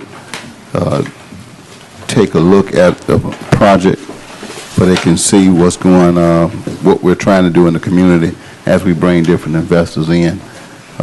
What we're going to be faced with, the challenges that we're going to have in front of us as we move any project through on these new master plan guidelines. So if we got somebody that's interested in really coming in to help us grow this community and increase the tax bases so we can do more, I want to make sure that we iron out anything that needs to be ironed out, address the issues that are a concern to everyone, for you can continue to have an input in it. I know you want to speak, Mr. Shanks, but I'm trying to move the meeting. I just want to make one more statement real quick. I'll give you a minute. Okay, it won't take that long. I'm doing a little study on structural conditions to the area. I've ridden the area quite a bit. Most all of the single-family vacant lots in the project area are less than this size project. Most of them are in the area of 50 foot by 120 to 150 foot deep, and only a few 150 foot deep. Most of them between 100 and 150 foot deep. These were 1947 subdivision plans, and that was a typical living room, dining room, kitchen. And this type plan is virtually the only thing that works. Right. And they were talking about how the floor will be. It's going to be a minimum of 2.5 feet above whatever the flood level elevation is. 100-year flood, it's going to be 2.5 feet above that. So none of the flood area, none of the finished floors are going to, like I say, garages will not be that way. Sidewalks won't be that way. Your front yard will flood, but the floor level of the house will not. Right. But like I said, most of the lots that are out there right now that are vacant because they cannot replace the house on them. And they will be able with plans like this. That's right. But this will make the project area grow. Thank you. Okay, and like Joe was saying and Reed was saying, it would be nice for the board to send a strong message of support when we do get ready to go for the board adjustments. But all the comments will be so noted, taken back to Professor Huffman, so we can make sure we address each and every one of your concerns from this board, so we can move it to the next, bring it to the board for site plan approval. So with that in mind, thank you very much. If there aren't any other questions, I'd like to discussion item number 9. It's 885, 887 West International Speedway. That's the conceptual site plan.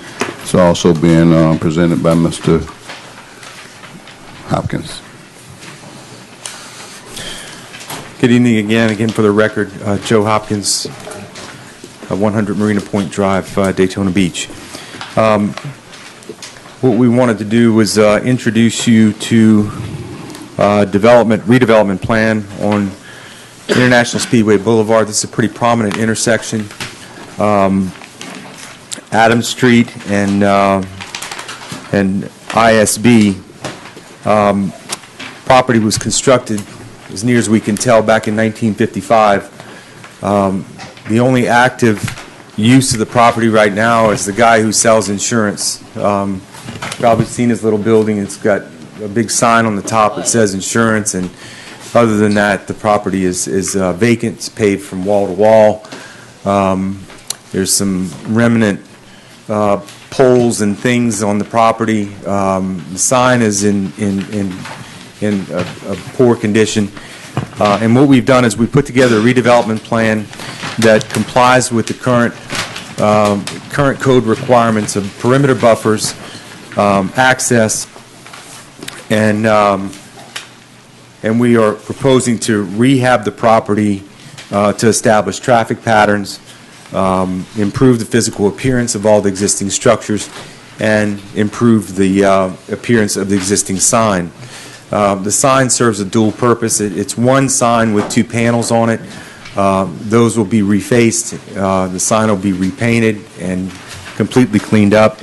The existing insurance building, if you've driven by, you notice it's what we call a parapet sign. The sign actually sits on top of the roof, which is not currently allowed by code. So that sign will be taken down. The exposed structure that probably supported signs around the back of it as well, those will be taken down as well. So we're looking at a vast improvement.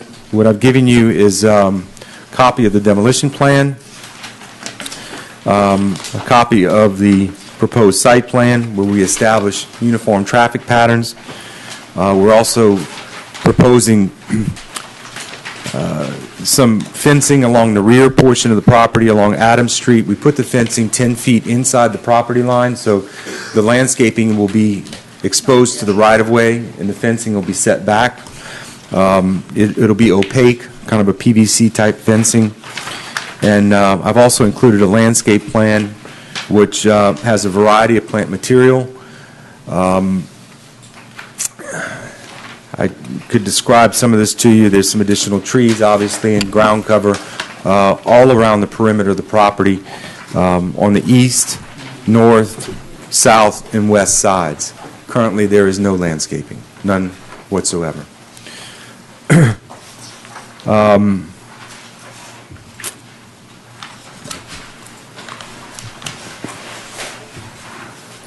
We're looking at other physical improvements to the building, some painting and things of that sort that we're presenting to staff for their review.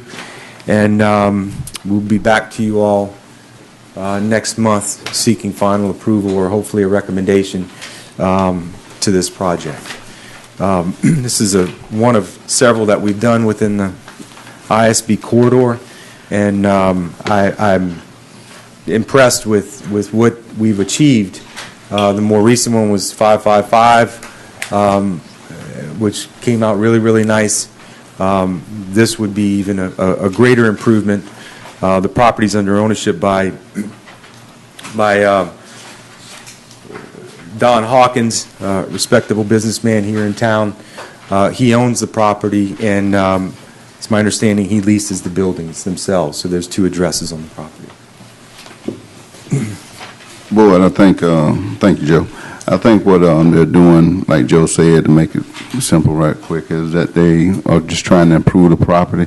There's no project currently at this time that's come before it. But what they want to do is just clean the property up, put some vegetation and bring it up like they did at the 555. If you ride by the 555 address, it does look better. Also, another as plan that we approved over by the BP gas station, they started their landscaping also, and it's looking a lot better. So if you ride by there, I think this will only enhance the area. If you have any questions, let's ask him, because I think they do want to move this one speedily through also. So, Ms. Cato. So this property, for what is zoned, it will be used as a car dealership?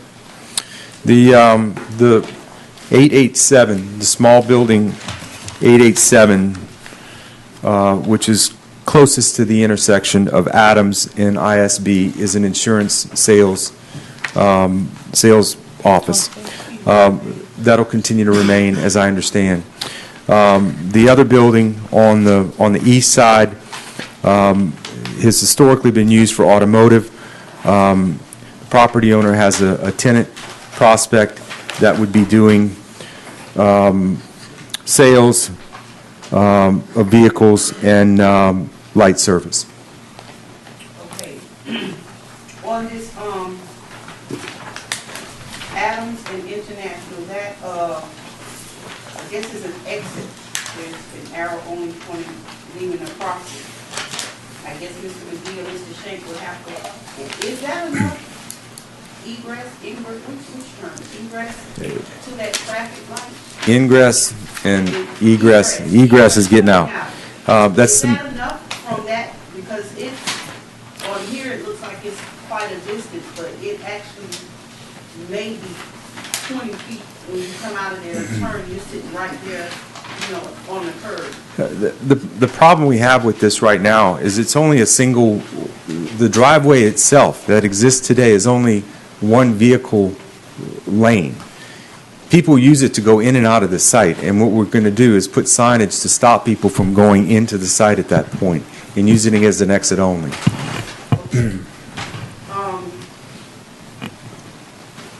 Looking at the plans, we don't know how many cars will be allowed on this property based on where it says vehicle display area. There's 3 of them.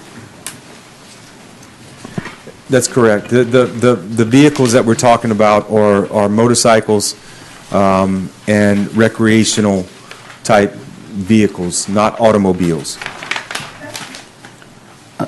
I think, Ms. Cato, also on that, I don't believe Joe, and they might want to double check this, on according to the comprehensive land use plan, on the,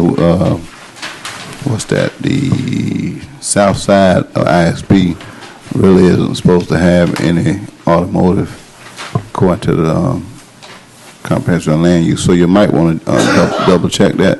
I think the board is going to be for cleaning it up, but I don't think, and I can only speak for myself, that another car dealership is going to be favorable on ISB.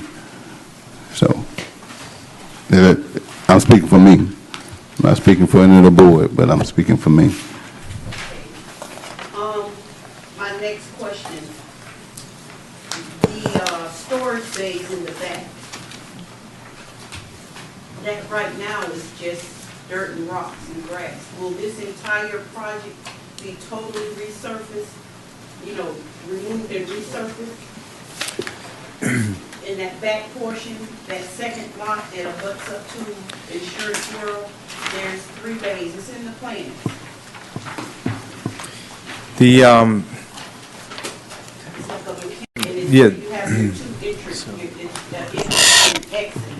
Correct. Will this solely,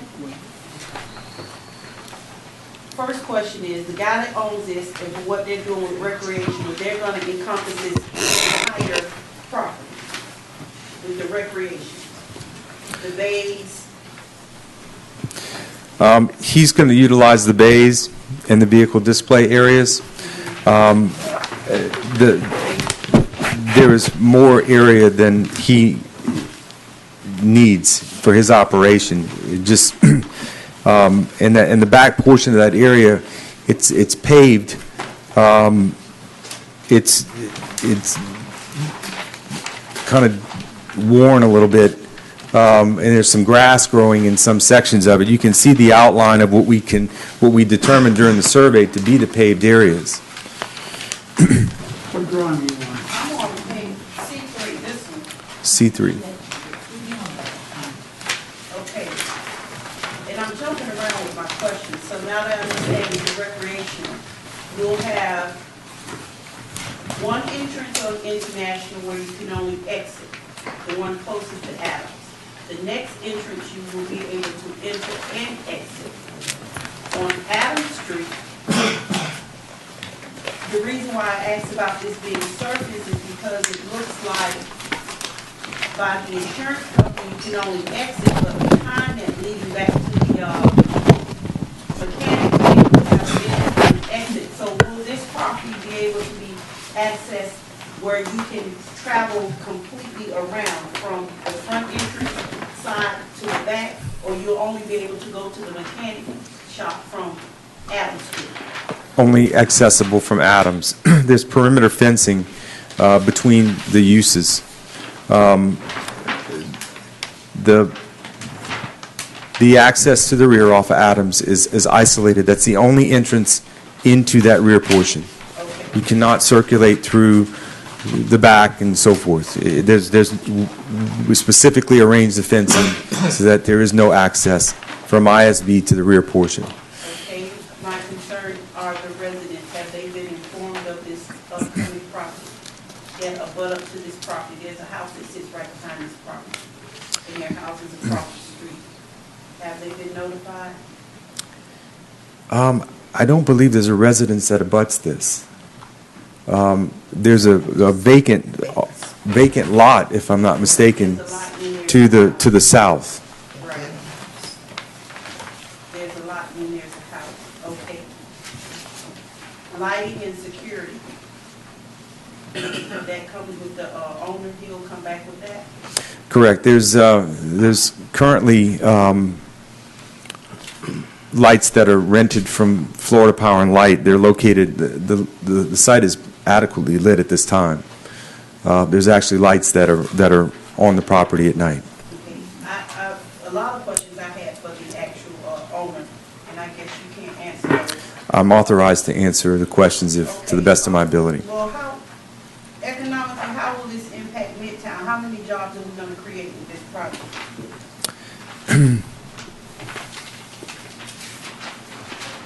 And my question is, what would make this recreational vehicle shop different from the one that's right across the street, Pat Pompano's scooter motorcycles, and the one right up the street on Keachin International? So you have 3 recreational motorcycle vehicle shops within a block of each other. I'm just trying, I know we need tax base and we need jobs, but all of a sudden we've been bombarded for years with the car dealerships. Now we're being bombarded with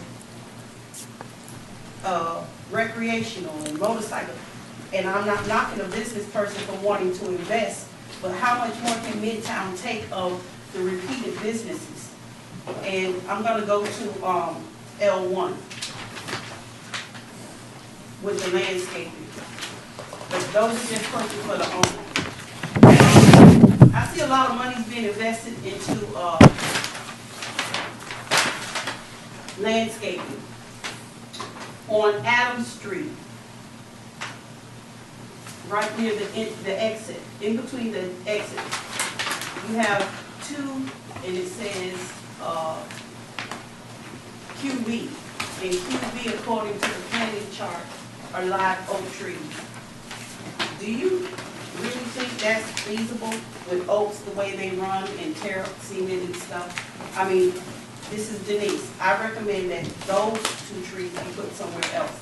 Because in Midtown, when you ride around, I noticed that you have to stop and pull up because every business owner is landscaping with these hedges that grow thick and tall to where your nose is in the street. If not, they have trees that grow out and they grow into the sidewalk to where pedestrians are having to step down and go around. And just like the business that's landscaping right now, right next to BP, landscaping is very expensive. The problem that I see not only in Midtown but all over the city, to open up for the first 6 months, it's beautiful, it's maintained, but over a period of time, it goes down to where only the things that can survive the heat and cold are left standing. You all have, 138 fox lilies. That's a lot of trees to invest in with the constant wind pattern that's going. For 6 months later, it just looked like a hot mess. Tell this investor that if he's going to invest this to make this property look nice, this is Denise speaking, I would like to see it maintained year-round. And that when it starts to die, replant it. Hours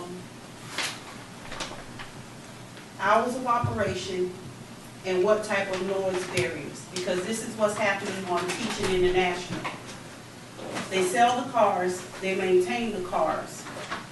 Twice a week, guys come over and they compare the motorcycles, right there on Keaching International. And if you look at Keach Street, we have a lot of skid marks where they're actually test driving, racing. One day I came down, this guy's in a, what do you ride out by the airport? Racetrack, a go-kart. And they're going up and down Keach Street. So my concern is, will Adams Street be utilized as a test strip? This is just things that I see, I've noticed. And if you're gonna speak for the owner, you go back to him, just tell him that there are concerns about that being a residential street, vehicles being maintained, they will have to be test driven. Where will they be test driven? And to remember that they are bordering a residential area.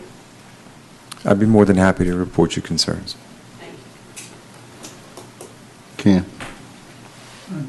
Joe, on these drawings, we're looking at radiuses on the curb cuts and entranceways that extend out into the existing pavement.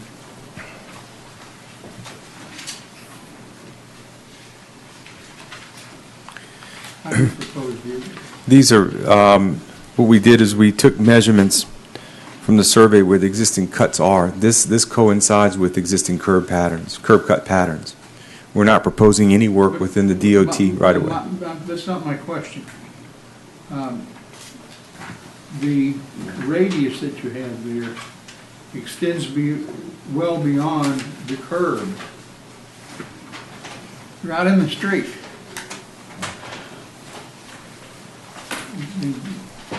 You're going to landscape it, or what are you going to do? I'm not making myself clear? No, I understand. I think I may be deficient in making myself clear. We're not proposing any work within the right-of-way. We're showing what the existing radiuses are on the existing driveways that are outside of our property line. We're not proposing any improvements beyond our property boundary. Those curb cuts, it's drawn to represent what we have in the field as far as existing radii and curb breaks. There's a 6-inch curb that runs along International Speedway Boulevard, and where we're showing these connections is where the curb breaks are located. So we continued our line. You're right, I probably should erase those because it makes a false impression of that we're doing work outside the right-of-way. And actually what it is we're matching existing curb locations. So the opening is correct and the edge of the landscaping is incorrect? That's correct. Now, we're going to be doing internal striping to help with traffic patterns as well. So, what are your thoughts with respect to this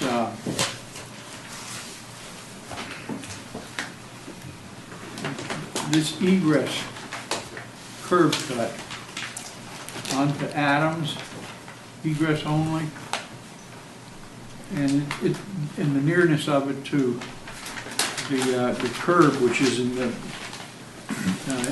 pavement on ISB, which is the light lines in there, not the dark lines. In terms of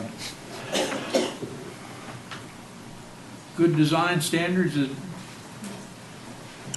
the distance from the corner to that egress is, what's your thoughts on that? I think we have sufficient room for a vehicle to stage out onto Adams and position himself perpendicular for ISB. I've been on the site several times, and Adams is extremely low in traffic volume. We don't have very much traffic volume there. We put that in there. Keep in mind that the insurance use is fenced, The insurance operation there is a fence that denies him access to the area to the south. So I felt it was important to give him an exit so that the vehicle did not have to go back and exit onto ISB. He's got an option to go back into the neighborhood. So the vehicle has, in my opinion, enough maneuvering area to either go north or south. He has an option to go back into the residential, what does that mean? South on Adams Street.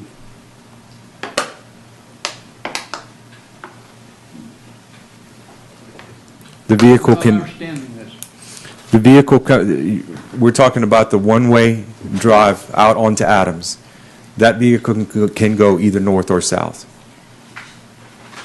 Well, my question is whether it's an appropriate dimension clearance from the corner on the as shown. And is that something that you're recommending? These are the patterns that we're recommending, yes. The project's currently under review with staff, and we will take into consideration any staff comments.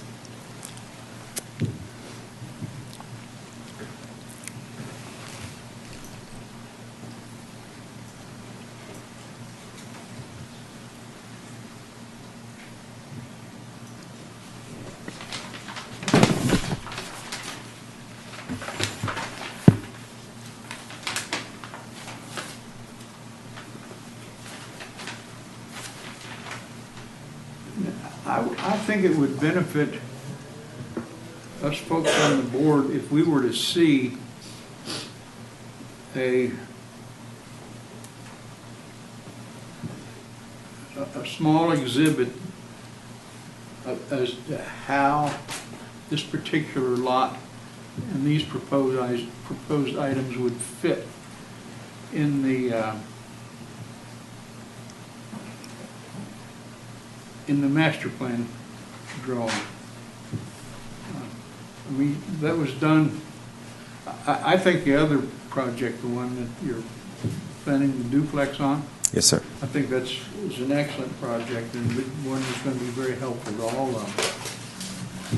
But I don't have that warm and fuzzy feeling about this one.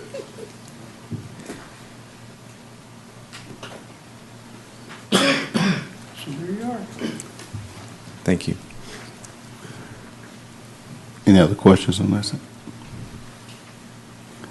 Joe, I think, like Ken was saying, maybe we need to really look at how this particular project will fit into the master plan. And we may have to come back and discuss it one more time. Correct. And in the meantime, what we're going to do is continue to process this through the TRT at the staff level and get any comments that they have before we come back to you all. Okay. So if there's a concern regarding access from the engineering department, we'll be sure to address that before we come see you again. Okay. Thank you, Joe. Thank you. All right. Our next, moving on to item number 10 is our redevelopment project updates. Charles.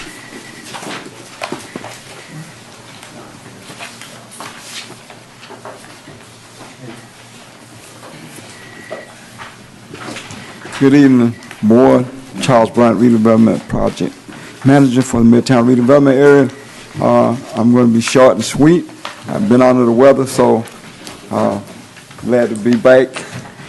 So I'm not going to say too much tonight. I just have two letters that I put together, and these are two important meetings that you need to be aware of and at all possible be present at both of these meetings. The first one is the wayfinding public meeting, which will be Thursday, February 21st, 2013. That would be held here in the City Commission chambers. We want you to come out. This is our signage. It's going to help us to be able to direct our tourists that comes into our area so they can find their way around. And so this is a very important meeting. We need you to be here and give your input. So if you're not here, going to complain. It's going to be 7 o'clock p.m., Thursday, February the 21st, here in the city, at the city chamber. The next meeting, I know you won't want to miss. That one's going to be on Tuesday, February 26, 2013. That one's going to be at the Dickinson Community Center Gymnasium. It's going to be at 6 o'clock p.m. from 6 to 8. This is going to be the Orange Avenue Improvement Program public meeting. This one, we definitely want to see you there. We're going to be sending out postcard to residents in the area. We want everyone to come out and make your input. So at the end of the project, we don't want anyone to say, well, you dug a hole here, you did this, and we didn't have anything to say about it. We want you to come out, have your input. It might not change a whole lot, but at least you got a chance to make us look at things maybe from a different perspective. And so that way we can take into that your ideas and your comments into that into the project itself. The last thing that I have is I just like to let the board know that we do have a celebrity among us,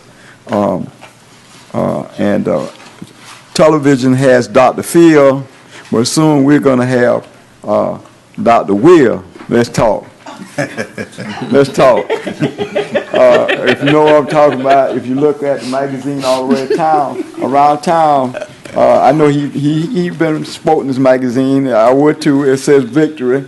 This is a Victory magazine. If you look on the cover, inside cover, it has a picture of I see Dr. Will, Prescott Williams, our own, sitting over here in the corner there. He's giving out some wisdom on how to deal with I say women, and good luck. Good luck.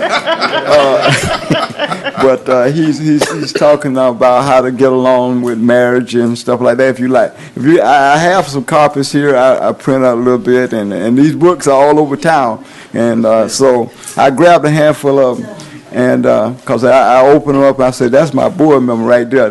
He's Nick Dr. Will right there." So I just wanted to expose him. And let him know that we got an eye on you. We keeping track of what you're doing, Dr. Will. So when you tell me I have time to read my package, I know what you're doing. Thank you, Charles. Moving on to item number 11 with public comments, and we're going to ask if you come up and speak that you please limit your comments to 2 minutes.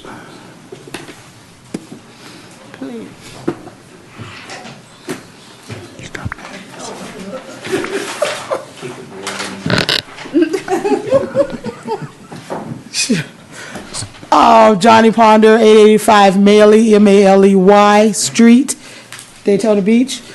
Here on behalf of my new board, working with the Health Department, Midtown Heat, and I'm the chair of that board. And it's a federal and a state board, so I've moved up now, so I can have more impact to help Midtown. And I came with the permission of my board to let you all know that we are here to partner with you and Mr. Ivy and all of you to help with the Midtown Master Plan, which we crafted. So I just want you all to know that I'll be taking my joy and beauty where I go. So I'll be representing. Thank you very much. Thank you, Johnny. One more thing, Mr. Ivy. I forgot to mention that I know at the workshop and at last meeting we've been talking about going to different conferences. I will be going to a conference in Tampa on next week. I'll be leaving Tuesday and attending a conference there with our consultant, and hopefully we can meet with some folks that might want to bring us a grocery store, a hotel, a movie theater, whatever we can convince them to bring back to Daytona Beach. But I will be leaving on next Tuesday to attend that conference. Is that ICSC? Yes. All right. Good luck. Break a leg or something, whatever. It's a lot of good things happening from that master plan and that study from PMG. Are there any other comments? If not, I just would like for Coach Fallon Davis to stand. I don't know if you heard about what's going on over at the Midtown Culture Center, but Coach Fallon came out on Wednesday night to the city commission meeting and brought all the young Daytona Tiger cheerleaders from over at our Midtown Culture Center.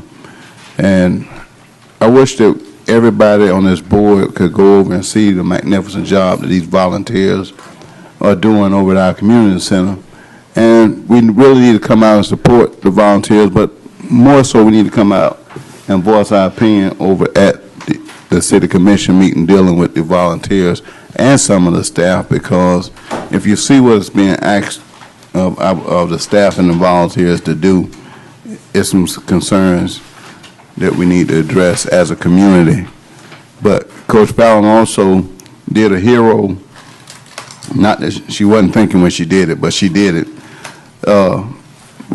I mentioned about the shooting over that we had a couple of weeks ago over at the Midtown Culture Center, and Coach Fallon saved the lives of 2 people, in my opinion, and whatever witnesses have said, she stepped in the way and asked the guy not to shoot him, and he didn't, but he did shoot up in the air. So, Coach Fallon, we'd like to thank you for all that you are doing with the kids in our community. And Chief Chitwood donated $750 to the Daytona Beach Tigers. I'm also trying to help raise another $2,000-something where they can finish getting some other parts that go to their uniforms. So if you don't mind, call Coach Davis or myself, and I'll make a donation and show them that we will take the lead on from this board and support our Daytona Beach Tigers. Yes, and that is Oh, that's mine. She belong to me. We'll pray for you, honey. Thank you, Coach Fallon, for all that you do.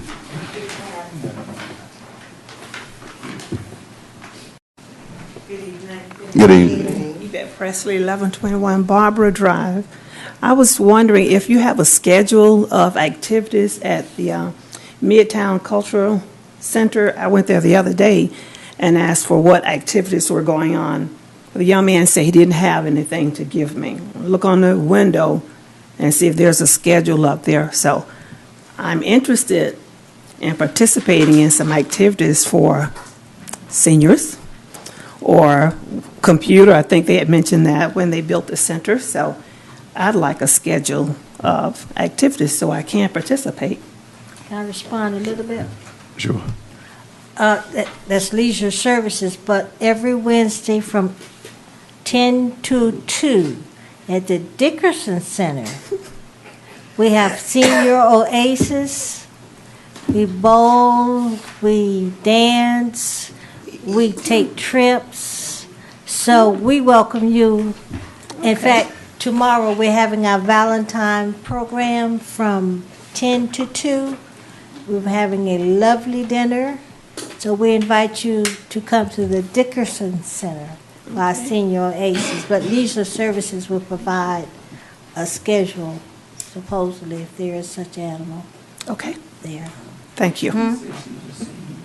I know Yvette. I know how old she is. Why you got to put it all over? Don't tell it.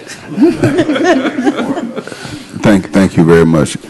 Reed, also dealing with the Midtown Culture Center, I think Coach Fallon and myself and you probably need to get with the Leisure Services Director, because they're having some budget issues that we need to discuss also. So, and we really need to make that happen. Thank you. Board, any other public comments? If not, board comments, Ms. Simonette. Okay. Yeah, I am, because really and truly, I last time I said nothing, because in one sense I was really upset last meeting, because I think we come here meeting after meeting, month after month, asking for some things, and I don't even know who this question is addressed to, but you're asking for things to be done.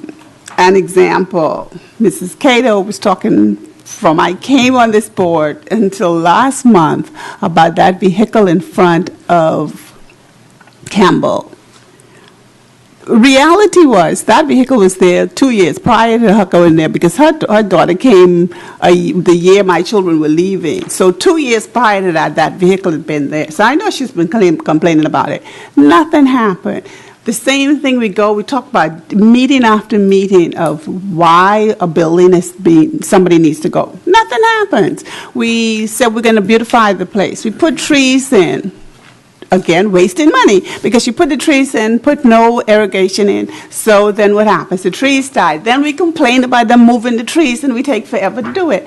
What do we need to do where when we ask for something, we could get something done? I mean, it's our community. We need to do something to keep it looking beautiful. And we need the help of everybody. It just seems like it was so frustrating because it's like you're just asking over and over with the same things every time we come here. Now, I don't know who needs to answer, but please, somebody, just give us some idea. I'm going to start with, I think one of the things we need to start doing also, it comes back down to accountability. So I think we need to really rally out a commissioner and share with her our concerns. Because everything is documented, and you can say, hey, here's the problem that we're having. We're trying to address the issues, and then, in my opinion, they're not being adhered to, which is a fact. So that's one place I think we need to start. And maybe we'll invite Commissioner Reed out to the next meeting and give a time for we can discuss this here at Midtown Board meeting. But that's it. I mean, because I really was frustrated last month. Charles, listen, I'll make sure we invite Commissioner Reed to our next board meeting and give her a time frame to come in and talk, put it on the agenda. Thank you. Ms. Cato?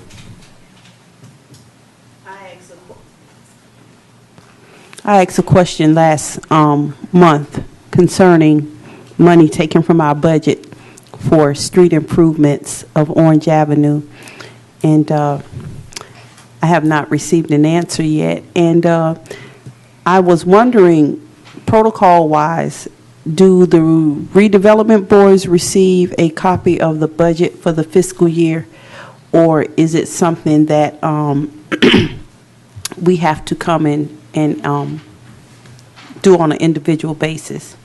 I know the strategic planning is going on now, and I think if we attend those meetings, we can start knowing everything that goes on. Not outside of what just answering your question, but isn't strategic planning going on now?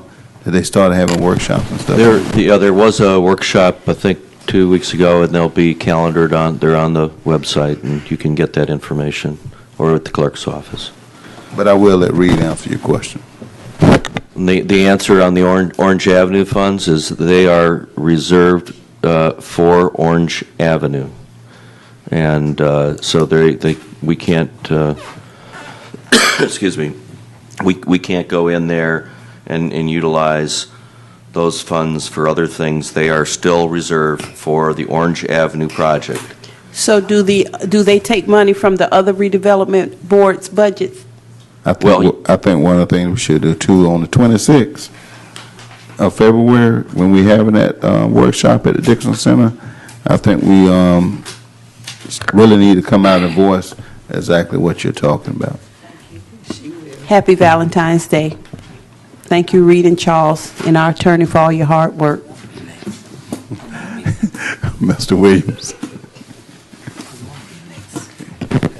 Nothing from me. Just happy Valentine's Day to everyone. Thank you. Ms. Benjamin? Reed, would you repeat what you just said? Well, you could read it in the record. What I said was paraphrasing that Orange Avenue, we have that the funds that are capital funds, they're set aside, have been set aside for at least 3 years. And those funds at over $1 million are still there to help pay for some of the improvements on Orange Avenue. Is that the $1 million that the past commissioner was asked that the board get, that Midtown get? Is that the money? I think both past commissioner and I think the mayor at that time both suggested that be done. That is not what, there was no motion by the commission to do that, but there were those requests that came up at one of the meetings. But the decision has been that we're not moving the money. It's staying for Orange Avenue. They need that money for the Orange Avenue project. Okay, that's money, Midtown, right? Well, the Community Redevelopment Agency out of the Midtown So Trust. that's, well, Main Street, some of their money, not Main Street. Beach Street, some of their money will come. Downtown has, Downtown, yeah, whatever. downtown has potentially some funds that will be used as well in that area, because there depends on how much we have to spread across. But I can tell you that Midtown and downtown, just like on ISB, will be participating financially in some way going forward. I haven't seen any numbers on either one. Right now, we're still talking about design. The whole purpose of the workshop is to talk about the kinds of improvements that should occur over there. And that's what we're looking for, is to have input onto what is it that we're going to have. Then you can start getting final numbers on what does this cost. Are there any other sources of funds to get? Because that's been the effort all along, is to find ways to finance this project. And so that effort is going on simultaneously to try to identify additional funds. As you know, the Tiger grants were applied for, and there's been a failure on, I believe, 3 occasions to be able to get those funds. Been rejected. Mr. Chair, I know I made my comments, Wait a but minute, just what? wait. Oh, she's I'm not sorry, finished. because My other concern is that when I ride down Palmetto, leaving this building, I see nice stop signs. As long as I've been on this board, and we've talked about stop signs, small things, and it costs money too, but, you know, nothing over in Midtown. Nothing. Palmetto, down Palmetto, they got the nice stop sign. What about the stop signs? You know, I can relate to what Simonette is saying, because you keep asking the same thing. See no progress. Will we ever get stop signs, or we have to wait till the master plan is all the way in? No, and it is a matter of money, and right now, I can tell you that's one of the issues right now, is just the funding that's available to make some of these additional improvements. We're holding that money back for Orange Avenue right now. Well, we'll never get any money, from what I can understand, right? To do anything. but isn't that a county road? Wait just a minute. We'll come back, but I want to make sure I get everybody in. Mr. Chairman. Are you finished? No, Oh, I'm I'm not sorry. finished. I apologize. We need to have unfinished business put on this agenda so we can finish some of these things. Because people ask these questions and they're not answered, and we need unfinished business put on the agenda. Now I'm finished. Dr. James. You promise? Yeah, I have one question and a couple of comments. That meeting with the college students with the consultant, did it ever take place? And I just wasn't aware of it. Yes, it did happen. It did have, I kind of was sick for a little while. Okay.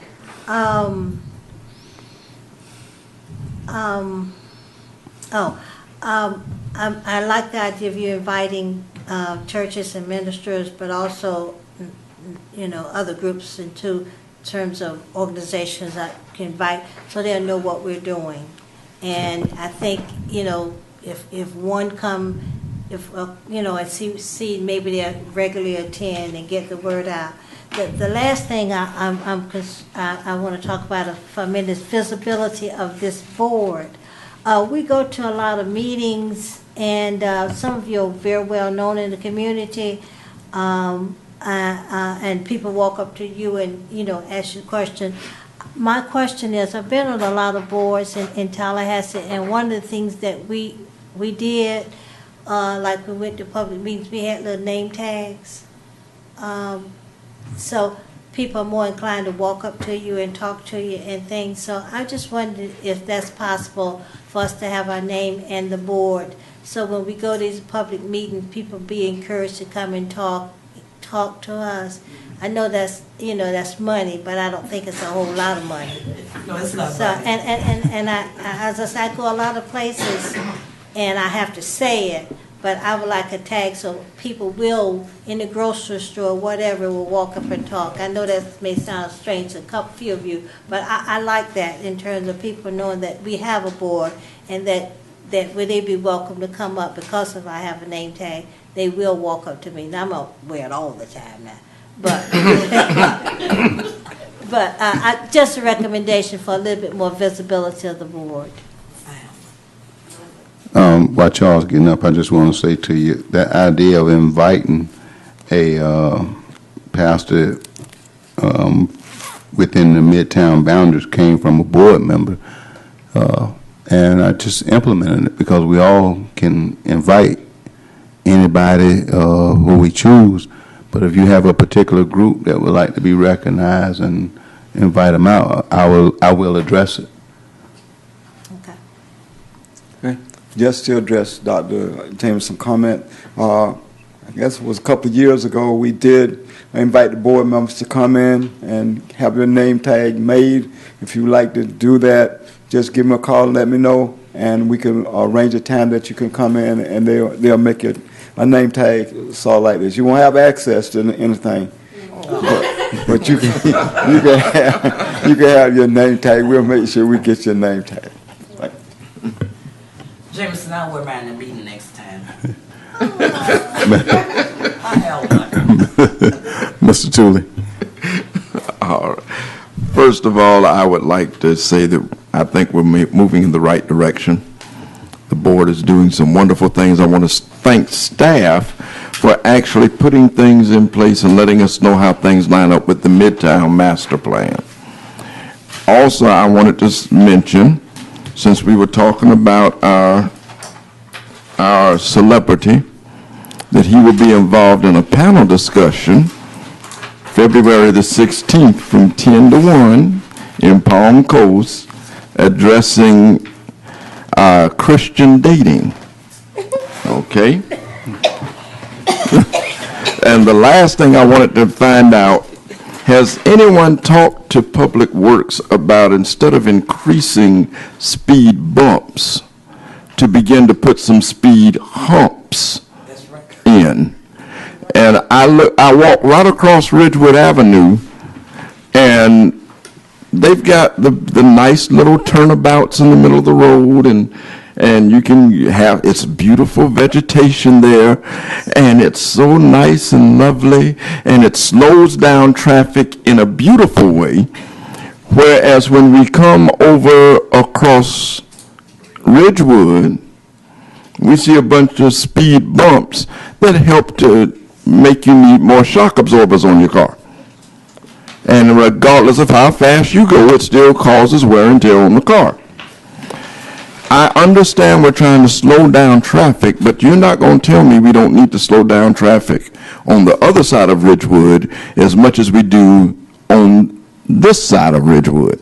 And being in the Midtown area, I think we need to do something not only to regulate the traffic flow, but to regulate it in a way that is more aesthetically pleasing than what we've been seeing done.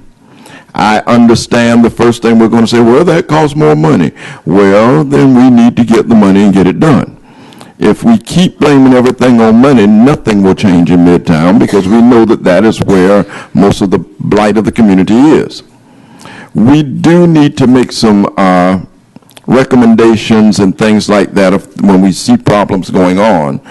But one of the things that we have to do is try to get people to conform voluntarily instead of trying to be a policing agency. I think that if we speak to people on a one-on-one basis, they do have a tendency to come out and come to the meetings and things like that. A beautiful example of that is because Mr. Bryant and myself have both been talking to Mr. Jays.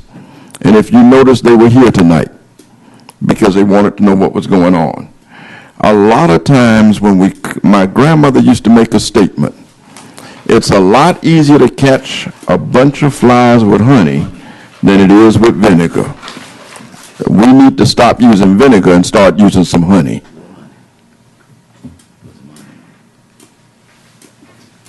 Ken? I'd like to pick up right where Mr. Tooley left off.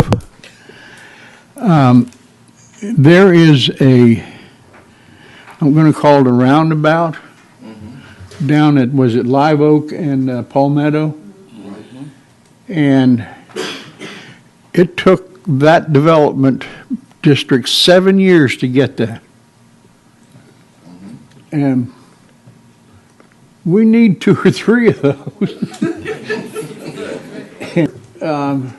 It would beautify, and I think we need one at the intersection of MLK and Orange Avenue, and one at MLB and MLK.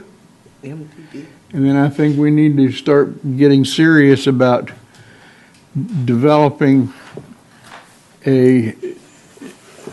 some sort of a landscaped turnaround or turnabout or whatever right in the middle of ISB and MLK.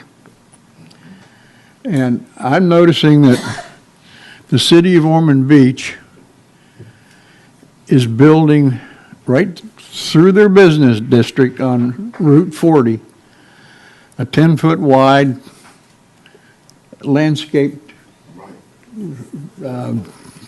flower bed. And we just don't get, I don't know, it's just about how much honey can you get? You're gonna need a lot, I guess. Hey, we got to make sure we bring that up in the meeting at Orange Avenue. When they talk about it, we need to bring it up. So, Ms. Hurd. Well, I guess I've said quite a bit tonight, but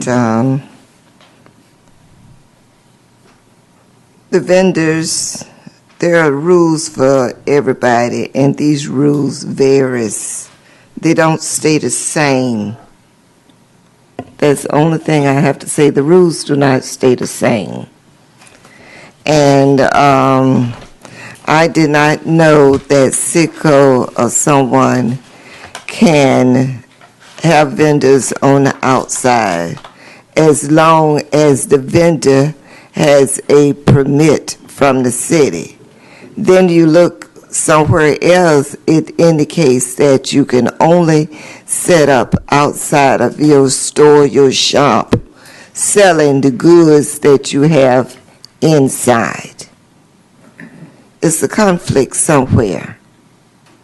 And then when Bike Week and other activities come, the rules change again. So just be aware and follow the rules as they change. That's all I can say. As far as the Orange Avenue Bridge, I feel as though the whole city and county should be responsible for paying for that bridge. It was mentioned once before, several times, the number of cars that travel down Orange Avenue. And those cars are not people from Midtown.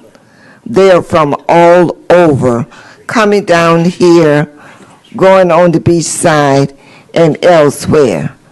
But the finances we are holding the finances. We're the ones having to pay the majority of it. Midtown Board. The question has been asked, how much is downtown is given? You have not given that answer yet. But Reed, whenever they finish it, I would be so happy because I can probably save on my car and the trucks and everything else that people are driving, everybody. We would like to say thank you for all the work that all of you are doing. And I don't want to put you on the spot, Mr. Ivy, but are you with us for the next 2 years or just what? The board, we would like to know. I'm not for sure on that right now.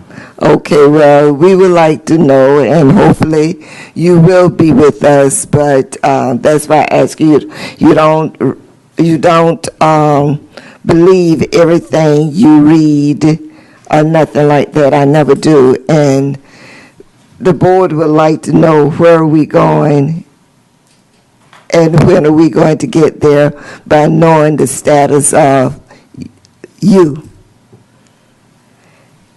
Everybody, I'm going to enjoy Valentine's night by going to the Armor Performance Center.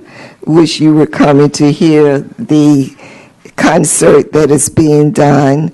But Charles and your wife and everyone else, have a happy Valentine's. And just a minute, one other thing, that was a comment there.